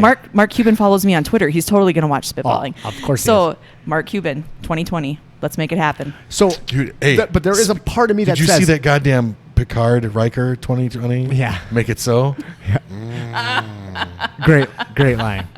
That was a good shirt. And then there was a bunch of people out there going like, no, it should be Deanna Troy, and it's like, just okay. So- Oh yeah, they ruined it. Make it so. It so, says make it so. And this whole like lesser of the two evils. So here's my analogy for this.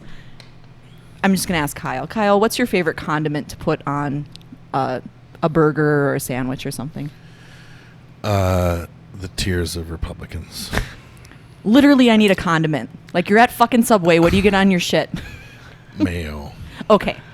Ooh, So spicy. Because it's spicy. And I'm white. let's say Trump is a shit sandwich. Joe Biden is a shit sandwich with mayo on it. It might taste better swallowing it, but you're still eating shit. I agree with you 100%. Yeah. Give me the mayo. Yeah, absolutely. Well, and mayo was actually the perfect condiment for Biden. Like, I would have picked mayo for Biden, but, you didn't know where you were going. Sriracha may have made him tolerable. If you put enough sriracha, Yeah. if you put enough sriracha on anything, it's edible. Well, and I know people who will literally eat anything with ketchup on it. It's like, okay, put ketchup on a shit sandwich. There's Joe Biden. But you're still eating shit. Just remember that. It No, might but it's got taste ketchup on it. It might taste good going down, No, but no, you've no. still got shit in your belly. No, I agree with you. So I mean, It's just it's just it sucks. I'm- So part of me I'm thinks doing it. like somebody like let's just use the example of Oprah Winfrey, who had said maybe at one point that she was thinking about 2020, and she just says, you know what? She comes out and says, all right, guys, fuck, it's too bad. It's too ridiculous. I can't stand it. This guy's a fucking like sexual predator. This guy's a fucking sexual predator. I'm option 3. Let's do it. All that does, though, I mean, most all that likely. does. Oh, I thought you were gonna say all that does is like make Kyle like come out and say, "Oprah touched my dick."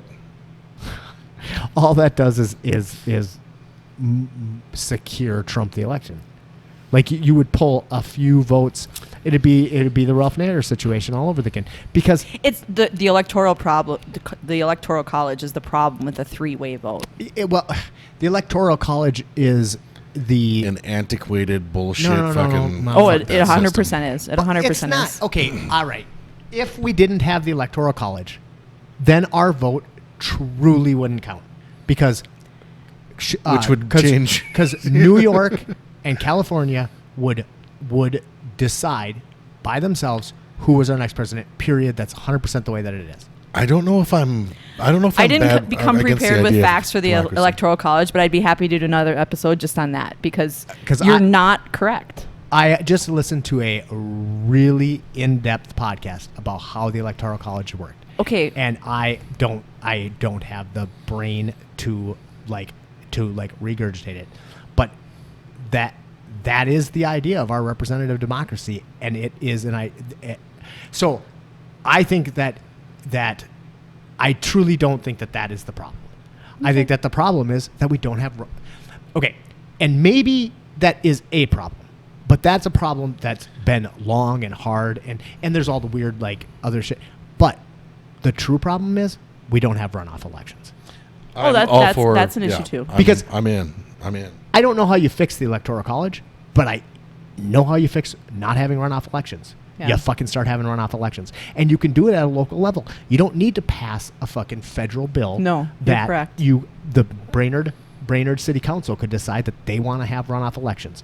Crosby School Board could decide that they want to have runoff elections, Yep. and continue to do it. And just like Mike Starry said, the other thing that he said that wasn't completely crazy is that like if you want to change something, right? Because when he did it, he was talking about the Second Amendment becoming a Second Amendment the sanctuary thing. Yep. And I was like, I don't understand. I don't understand why you want to do that. It doesn't make any sense. Like, what does it matter if Crow Wing Sure. County passes it? And he explained very well that in order for things to change, I don't think he used this example, but like gay marriage, for example. Once Did I just see so a guy in a many hazmat suit on a states- skateboard?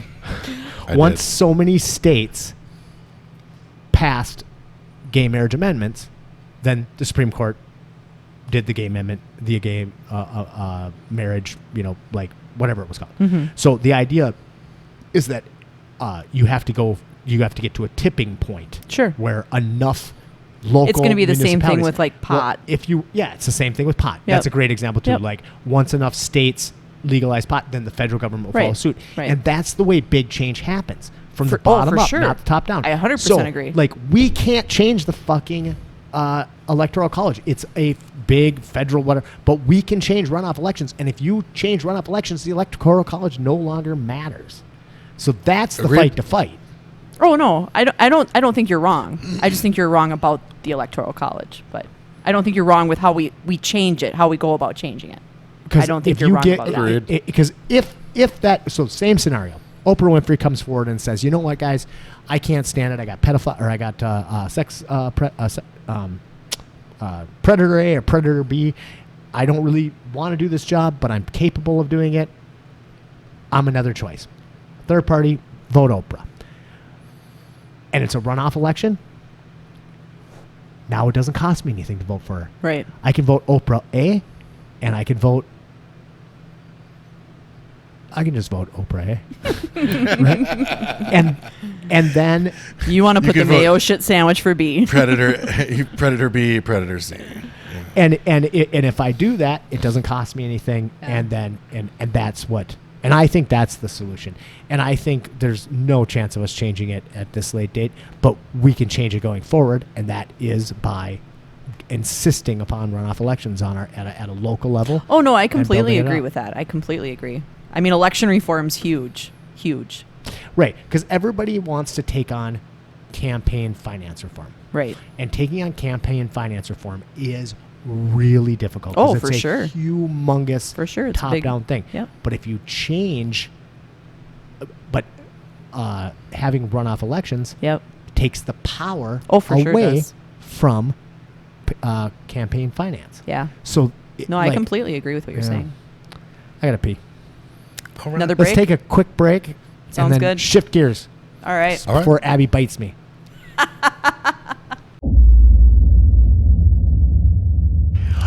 Welcome back, Spitballing, everybody. I'm Matt Taylor. Here with my good buddy, Kyle Amundsen. and we have Abby Getz in the house. Man, we should be recording those breaks. Some good shit. Yeah. I know you wanted to talk a little bit about Costco. Oh yeah, so apparently coming up here, what's it, like a week or so or whatever? Starting Monday. they want everyone to wear masks when they're shopping there. Yeah. I don't have a problem with this. May In the fact, 4th be with you. I have really been. I've been nothing but impressed with Costco and like how they've been. They've just shown a great degree of care and forethought.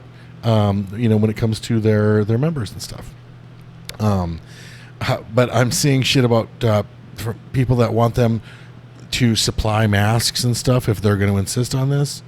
Just stuff like that. People are pissed off about it. Like, well, should I have to wear a mask? You know what? Don't wear a mask. Just don't fucking shop there. I don't have Right. You don't have to wear a mask. You just have to wear a mask to shop there. Yeah, Correct. absolutely. And I've already chosen not to shop there because during all of this, not because of Costco's policies, by the way. I don't mind at all. Like I said, I agree with you. Like, I think what they're doing is for the best, for what they believe is in the best interest of their members and, more importantly, their employees. Sure, Which is absolutely. I believe, who they're really trying to protect. But did you read my thing about my Costco experience a couple weeks ago? But I do understand that like people have gone in there when that's like crazy and aggressive. I go in there like I try to do my best to plan my like weekly shopping trip or whatever the shit like strategically and go in like at really weird times when fucking nobody is in there. Yeah, well, I didn't have that luxury.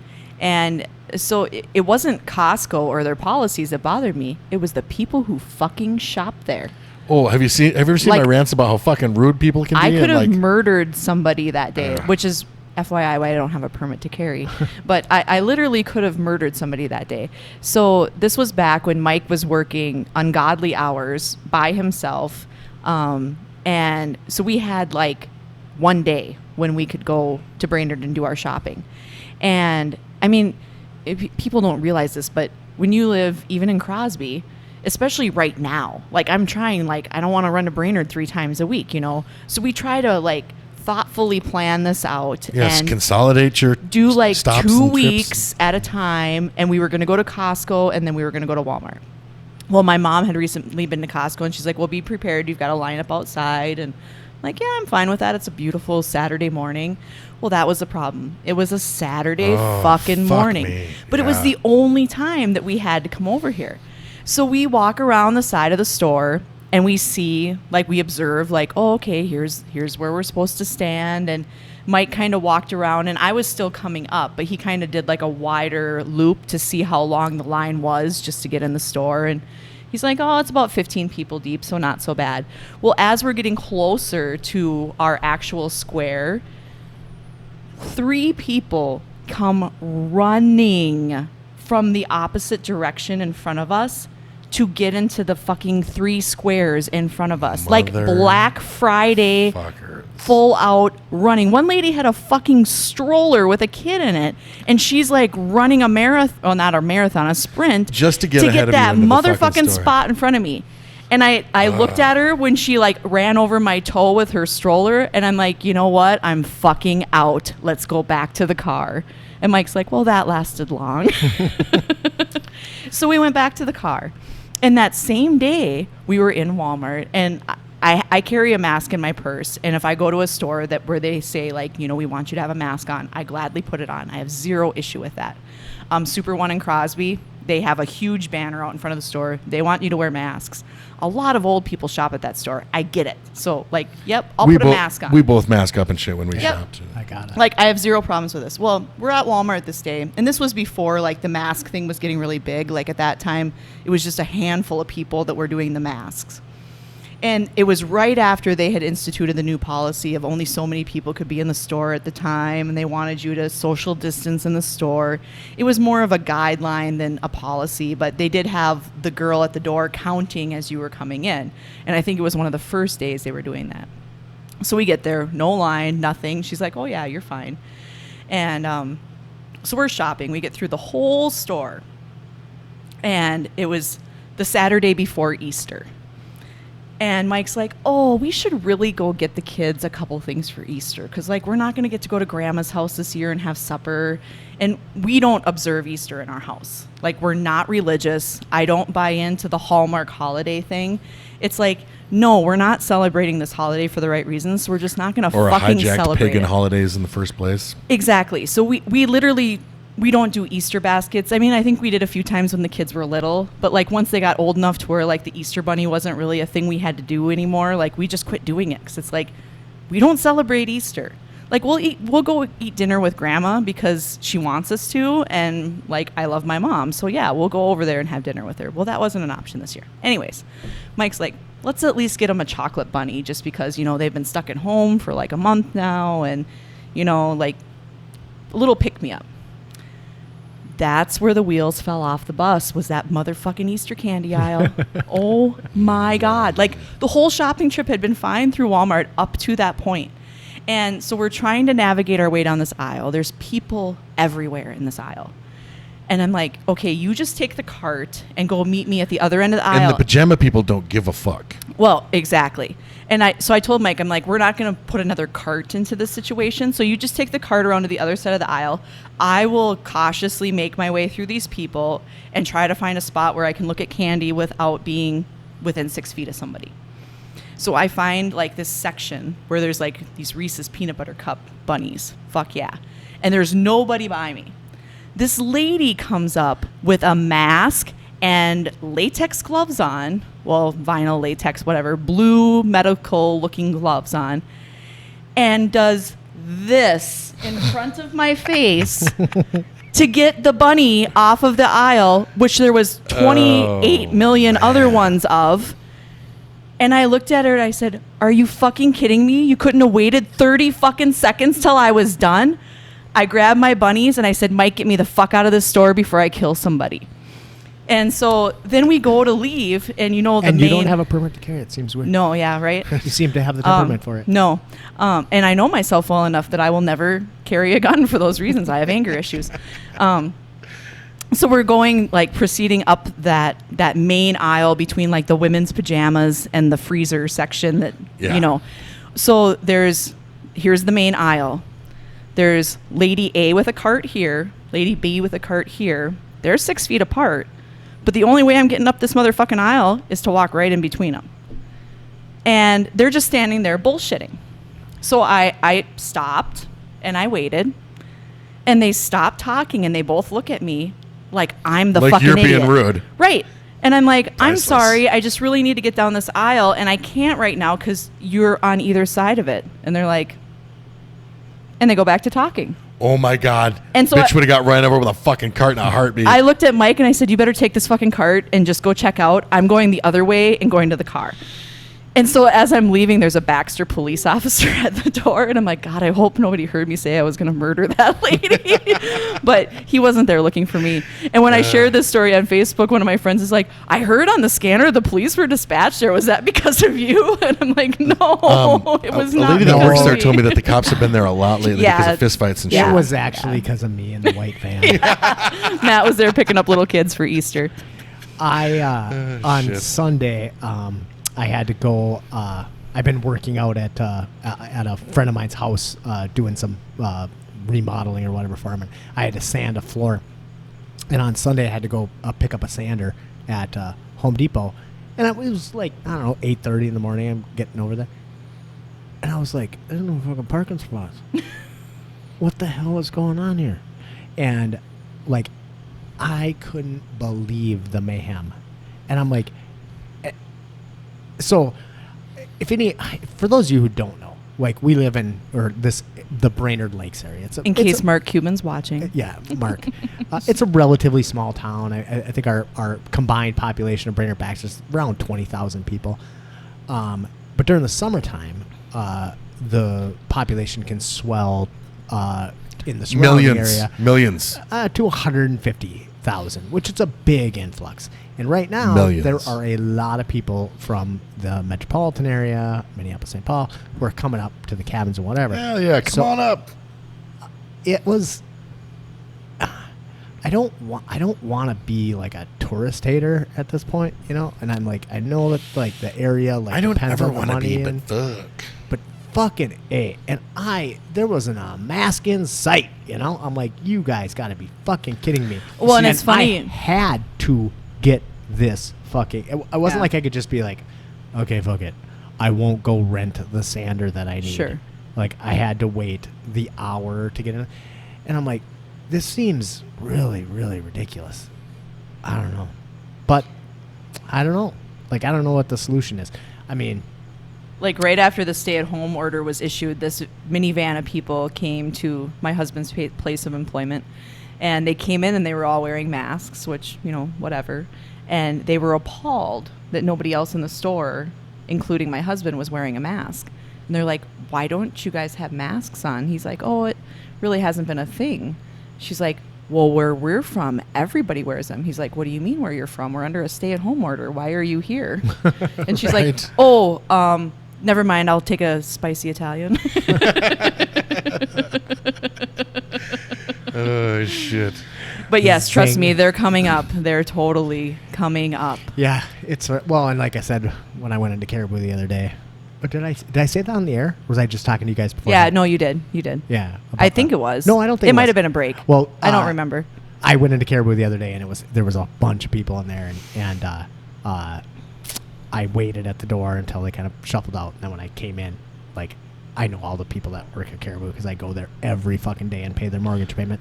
I was like, 2 shotgun links. Yeah. Yeah, because Kyle said he wants 2 shotgun links. I just wish, you know, I look at these fucking, you know, I look at those fucking idiots at the governor's, like, fucking, the governor's house and shit like that with their fucking rifles, and I'm like, fucking douchebag. But then I'm the one that walks into Walmart and I'm like, want to turn this into a fucking first-person shooter right now. Like, You know what I thought was funny was the, I'm just going to call them Trump supporters because that's what I'm sure they were at the governor's mansion protesting with signs saying, what my gave it body, away? my all choice. all those fucking yeah, right. And I'm like, oh, so we're pro-choice now. Right? Fuck yes. So we're gonna trade it up. Trade up. And Oh, no, I didn't mean that. Like, my body, my choice. If there's a fetus in there, that's no longer your body. And I'm like, oh, really? Okay. don't Anyways, worry, Roe versus I don't need Wade's- to go there. Roe versus Wade's about to be overturned anyway. So, yeah. No, I've spent a lot of time on Facebook, though, debating this whole tourists being entitled to come up here and shit all over our world thing. And yeah, I don't agree that they are. I mean, I think Governor Walz clarified it and said stay at home meant stay at your home, not at your cabin or your vacation home. You know, it meant stay at your primary residence. Speaking of the governor, and they still haven't listened. I think you guys are probably on the same page as me. I keep seeing a lot of hatred towards Governor Walz, and usually not from people that I really, you know. Anyway, I'm not going to go there. It's not my purpose to offend anyone. That's my only purpose in it was life. hard. I was trying to be serious, but that was hard to get out. So I still think that Governor Walz is doing a spectacular job. He's amazing. He's been great. And I think enjoy listening grown-ups to agree. him. And yeah, he's been an effective leader. Yes. I mean, really, he's been an effective leader. I think people get it confused because they're not used to seeing that anymore. Correct. You were talking earlier about how Trump was interrupting his, like, you know, Homeland Security guy, Yeah. like, you know, and saying, well, what if we inject that shit? But one of the things Son of my butthole. that I've really liked about the way that Walz has handled this is that he has his crew of experts and he lets them be experts. Correct. So he's like, Well, that's a really good question.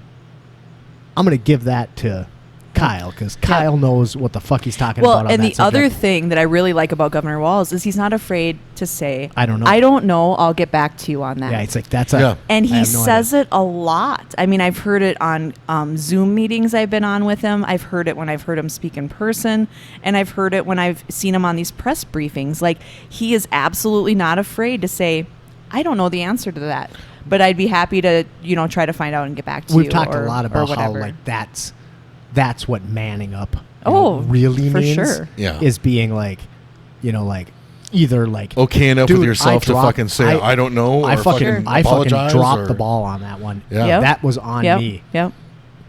That's an amazing thing. Or to be able to say like, Yeah. I have no idea. Anymore, it's like a fucking superpower, though. What the Right. fuck is going on? Yeah. Right. Yeah. Well, and we had a Zoom meeting with him on Friday for school board stuff, and people were asking, like, what are you expecting for summer school? What are you expecting for fall? What can we do for graduation ceremonies? And he was very candid with what he thinks those things are going to look like. And he said, it doesn't hurt anybody or more than it hurts me as a former educator to be the one to tell you these things. He's like, but as your governor, that's my job. I'm the one Yeah. who has to make these hard decisions and be the bad guy and be like, you know what? I'm sorry, but this is the way it is. Did you listen to the State of the And State? he's so oh, absolutely. But he's so sincere and like you believe him. Like, yeah. but I mean, I knew Tim Walz before he ran for Congress. Like, I've known him. I used to live in Mankato. He's from Mankato. I supported his first congressional race. Like, I've been on the Tim Walz train for a long time. He did a campaign rally in Crosby. Well, no, I think he was. I know at you weren't the, there. I think he went to the Brainerd City Council meeting one time for something at one point Oh, it's while I was possible. doing, while I was like filming it. He looks so goddamn familiar and sounds. Maybe not though. I don't know. Shit. I know why there was something else in there. I don't remember. I have a fucking book recommendation I gotta put out. All right. I won't read it. Me either, but okay. Let's hear it. It's so good, and of course I listened to it on Audible, but it's called Chaos, and it's about the Manson murders. Oh. Now, I have exactly zero fucking interest in the Manson murders. Like, I find it like you start talking about it, I'm just like my fucking eyes glaze over, and I am bored out of my fucking skull. And I thought that that stupid fucking Tarantino movie with Brad Pitt It was pretty good. was the worst fucking. Are we pretty talking good. about the 7 Hollywood? Once Upon a Time in Hollywood. I haven't seen that yet. Yeah, and it was the Brad worst Pitt's my Hollywood 7.5 husband. I will watch hours it. It was pretty of good. my life. I think it's 9 hours long. It may Well, be if it's 9 hours with Brad Pitt on the screen, I'm there. It might be 9.5 hours. Yeah. It was We could so make it bad. 12. I'd still watch. Boring. And then go watch Troy. No. Have I told that story on here? No, but About I've Troy? seen Troy because I love Brad my God. Pitt, and I'm gonna tell you. not okay, a fan. we're gonna go back to Love it. Chaos really quick, but we're gonna do a really tiny little side story. Okay. Oh God damn it! We still got to do all of our movie and TV stuff, though. And I think I Kyle's know. like on a schedule I know. here. But this is quick. I think I could. Yeah, I'm gonna just tell a story. So I was dating this person for a short period of time, and Oh, boy. she was not we didn't line up intellectually, let's say. And I had this dog, and it was a little tiny. It was a little. It was a little tiny miniature pinscher, and his name was Achilles. So I was introducing her to my dog, and I was like, she's like, "Oh, that's a cute dog." I said, "Yeah, his name's Achilles." She goes, "Oh, okay, well, it's kind of a weird name." And I was like, "Well, it's kind of a joke. It's, his full name's Achilles Ankle Biter." And she's like, "Oh, well, that's a weird name." And I was like, like, it's kind of a joke because, like the Achilles ankle. And she's like, The Achilles heel, but the tendons in your ankle. okay. And I was like, like Achilles got shot in the ankle, and she's like, I have no idea what you're talking about. And I was like, okay. So like Why didn't you tell me this story earlier? Years earlier. In ancient Greece, She'd probably seen every episode of Jersey Shore. in ancient Greece, there was this. There were these Trojans, and then they had this war. It's called the Trojan War, and they had this. And the hero, she goes, "Oh, like the Brad Pitt movie." Exactly. Like when Kyle was Nice giving, example. now I can't think of his name, Ben McKenzie, a reach around for Southland, and I'm like, oh, you mean the kid from the OC? Fucking, what is the OC? Yeah. The OC is what gave him his start, though. It wasn't Southland. It was the OC, and I only watched that shitty Southland thing because of Southland fucking is Ben amazing. McKenzie. No, I disagree. And I love that guy. I love Ben McKenzie too. So I got to get back to my chaos. Sorry. Recommendation. So this book is called Chaos. Back to the chaos. Okay, so listen to this fucking story. I'm not gonna get too far into it, but there's this guy named Tom O'Neill, and 20 years ago, I thought he was gonna be like, there's this guy named Manson. no, this guy named Tom O'Neill. 20 years ago, he got hired by this like fucking newspaper, like magazine, to do an article on the Manson case, right? And he was broke, and he was like, he didn't really want to take it because he wasn't interested in the Manson case either. But it was like the 20-year or whatever year anniversary of it, so he took on the job, and he started doing this thing. Anyway, he ended up not hitting his deadline, and not hitting his deadline, and not hitting his deadline, and 20 fucking years went by because he kept finding out more and more and more crazy shit. So I'm going to just I'm just going to tell you exactly what happened. All right? Yeah, I know a lot about the Manson family, so. The CIA is responsible for Charlie Manson, and it's connected to John F. Kennedy and Ruby and every other fucking thing you could ever possibly imagine. It's all interconnected. The truth is out there. Now, it sounds like a conspiracy theory, You're not shocking me right now. but my God, this book was fucking amazing. The man is fucking amazing. I first heard about it on Joe Rogan. He started doing a show with him. They started talking, and I was like, oh my God, this sounds great.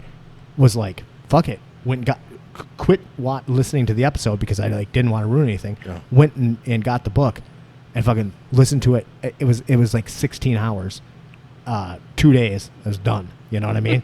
So fucking intriguing. And now I'm listening to it again. I don't know why I can't do Audible books, yeah, but I don't like them, and I don't have time to sit and read. Like, that takes my full attention. Yeah, so for me, like, audiobooks are the only thing that works because I listen all the time. Yeah. But, guys, it's the fucking best investigative journalism that I've ever seen. And I'm not really into, like, that kind of thing, but it's so interwoven, and his evidence is so great. And and with it, he gives a PDF comes with it that gives you all of the documentation. Mm-hmm. And his like call out is like, I've spent 20 years unveiling the story, but I know I've only scratched the surface. So please, for sure, like whatever. It's just fucking amazing. And then I listened to the rest of the Joe Rogan podcast too, and there's a whole bunch more that he like brought out on there that like he didn't even get into. Bobby Kennedy, all sorts of other shit that like that he's like, I didn't have all the pieces put together when I did it. So good. The book again is called Chaos. It's by Tom O'Neill, and it's probably it's definitely one of the best like true. What was that called? Is that fiction? Is fiction true or is nonfiction true? I can never remember. Nonfiction is true. It's the best nonfiction book I've ever read. Except for maybe Born in Blood, but that's a whole other thing. Yeah, so that's my recommendation. I don't. Do I have any recommendations? Book recommendations? Well, no. Fuck. What the fuck? I haven't read a book in fucking years, which is fucked up considering I'm always like, yeah, those books that I read. And then I'm like, God damn, I was such a voracious fucking reader for so long. And then, fuck it. I'm just not going to fucking read anymore. I mean, I went through the same thing for years, but now I found audio. Well, and I enjoy reading so much, but when I sit down and read a book, I don't get up till the book's fucking done. That's why I quit reading. yeah. I like was becoming so obsessed with reading that I like was like, oh my God, this is definitely taking away from the rest of my life. So I like made a conscious decision to stop reading. Yeah, I used to have this thing over my stove that held my book so I could read while I was cooking supper. Oh, I wasn't. Like, I just didn't cook supper. I had That's what she things went up that to the held it hospital on my burning her steering hand wheel off. in my car at one point so I could read while I was driving. There's that- Like, those are things I have done.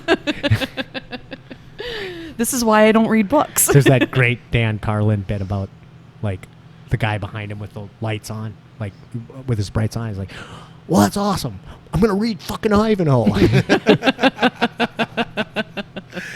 Fucking Ivanhoe. Nice. So what was your recommendation? When was the no good Ivanhoe movie? I wasn't really recommendations. It's just shit that I've been watching lately. Last night I watched an action movie because it had Chris Hemsworth in it. So I'm like, okay, it's high budget, must be good. No, it's a Netflix original called Extraction, and and they got Hemsworth. Okay, cool, That's on my list but because of Thor. it's not the worst movie I've ever seen, but it's pretty It's not very good. That's the guy who plays Thor. Yeah. Yeah. Oh, he And, was. I loved him in the last Avengers where he got fat. So great. Dude, Oh, he was he's fucking hilarious. I like Yeah. him a lot. Yeah, me too. But that movie was not particularly good. It was worlds better than that one the action movie that they just did with Ryan Reynolds a couple months ago. Whatever, Six. It had 6 in the title, but it fucking Six sucked. Underground. Oh, gotcha. Yep. That was fucking horrible. It was rough to get through. Yeah, I watched it, but I it was couldn't rough. finish. I couldn't get through it, but I Okay, sat through this. let's not do not recommendations Yeah. because I don't give a shit about those things. Like I Okay. said, I watch a lot of shitty TV. Well, I'll tell you what I found on Amazon yesterday that I'm going to be watching as soon as humanly possible, probably after my wife goes to bed because she doesn't have patience for shit like this. But Robert the Bruce is out. Oh, good. And I didn't even fucking realize that they used the same guy that played Robert the Bruce in Braveheart, Oh, which is nice, except for that in actual history, the history of Scotland, starts up about a month after Braveheart wraps up, the finish of that story, but has been 25 years in real life. So it looks like that guy just had was on a bender, like with me, because he fucking put on some years. He looks kind of haggard. 25 years, since Braveheart. So that's kind of weird. But and honestly, I've been excited about it because I liked the whole Robert the Bruce story ever since I was a kid. I liked reading about Robert the Bruce. And then fucking William Wallace, that movie was fucking horrible. Okay, it wasn't horrible, but it wasn't great. And it just wasn't historically factual. That's what bothered you. Yeah. Well, yeah, in so many ways, fucking William Wallace running on a blue road. Nobody wore a blue road for fucking 1,000 years. But anyway, so I'm excited about that. But I watched the trailer and I'm like less excited than I was before the trailer. Oh, so I it's a don't know how bummer. good it's actually going to be. But I'm, That's like I don't know. There's not very many of them, but if you ever have like an MMA or jiu-jitsu movie, it's like, oh, this could be, fuck. And then It's not, like when you know too much about a subject, it's always hard to watch a subject about that subject. So Have you ever watched a movie or even a TV show and at some point you can actually see the actors acting? Do you know what I mean? Like the acting is so bad you can actually tell that they're acting. Like you stop believing Yeah, that and this then is a movie. Shut it off. Well, for sure. And it's like I don't watch shit that I don't like. Like Well, no. if I'm like, nope, fuck, I'm done. No, but I mean, I've been watching a lot of TV, and it's like, wow, like you can actually watch them take cues from each other. Like you can see the acting happening, and you're not supposed to be able to Right? see that. Don't nod every time it's your turn. Yeah, I swear she was going to start mouthing the other lady's lines as she was saying them. Like it's like If they what say is line, you gotta cut that part happening out. right now. So one thing that I was really impressed with though was morning news on Apple TV. You did like it. Yeah, I was as impressed with that as I was depressed by C. I still went. I watched C from beginning to end. The first season. Apparently, there's more. I'm already invested. Gonna have to watch that garbage too. But it's really fucking stupid. I wouldn't recommend it to anybody, yet I watched it. And, Yet we're still talking about it. Tell me Yeah. about this news one. That one is fucking great. Right. Me Too movement. It's basically like a news show in the wake of like Harvey Weinstein and all that shit, and it kind of centers around that. But there's a little like newsroom flavor in there, but Yeah, it's not. kinda It's not nearly as good as that, but it's still really good. Aniston. Jennifer Aniston and Reese Witherspoon. And then what's the guy from The Office? His name? Yes. Do you know the guy? Did you watch Office? Michael Scott from The Office. Steve Carell. Yeah, Steve Carell, yeah. I've just never seen the show you guys are talking about, And- so I have no idea what you're talking And Steve about. Carell plays the guy that's getting fired at the beginning of the show, and it follows him and stuff, and it is fucking really good. Reese Witherspoon does an amazing job in there. I watched the preview and I thought it looked great. Well, the previews look great. I just refuse to pay for another streaming know service. you do. So not going there. But so that was super good. Just started For All Mankind. For All Mankind. Whoopsie daisy, I guess I cut the last few minutes of the podcast off, but that's okay. You didn't miss much. Kyle just went on and on about For All Mankind. It's a good show. Anyway, as we were leaving, I asked Abby what song she wanted to take the podcast out with, because Abby likes a lot of original music, as do I. And she suggested a song by Drew Peterson called Tie Me Up or Tie Me Down. It's an old one off of the 40 Watt Bulb album, and of course you can get that at drewpetersonmusic.com. Thanks for tuning into the podcast, and we'll see you guys soon. Stay safe. Please don't bury me. Lay me down on the ground, I'll wallow in my misery.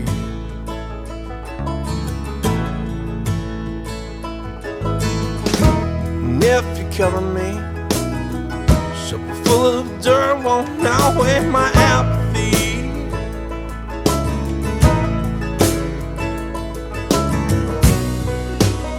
Please don't beat me around, tie me up or tie me down.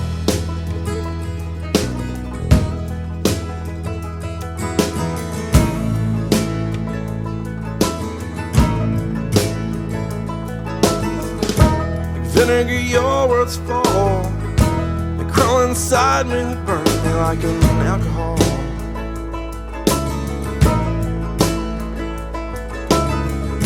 Excuses, I've heard them all. They set me up and know that I start to fall.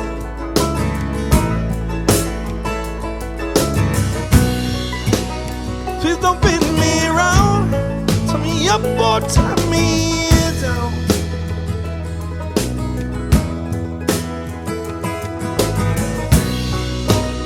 Please don't beat me around, tie me up or tie me down.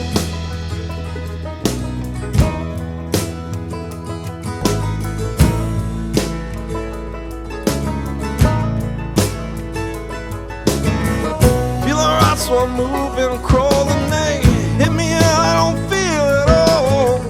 Hear the ones that put me on this ground saying no hard. Tie me up or tie me down.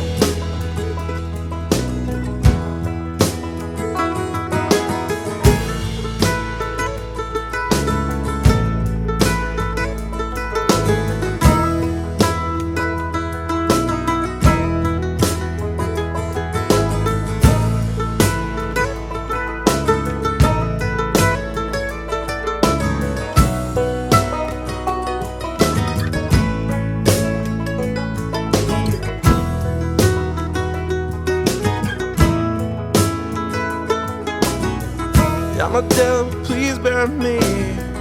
Isolation and suffocation could set me free.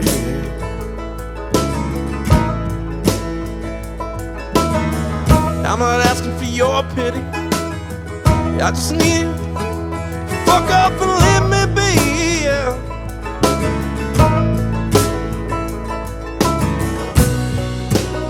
Please don't beat me around, tie me up or tie me down.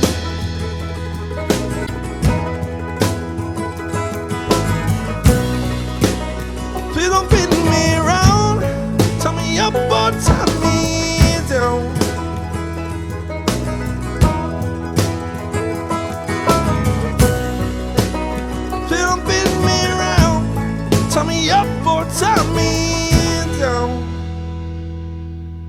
All right, we're done. You get the fuck away from me. Roll over, face the wall like a good boy.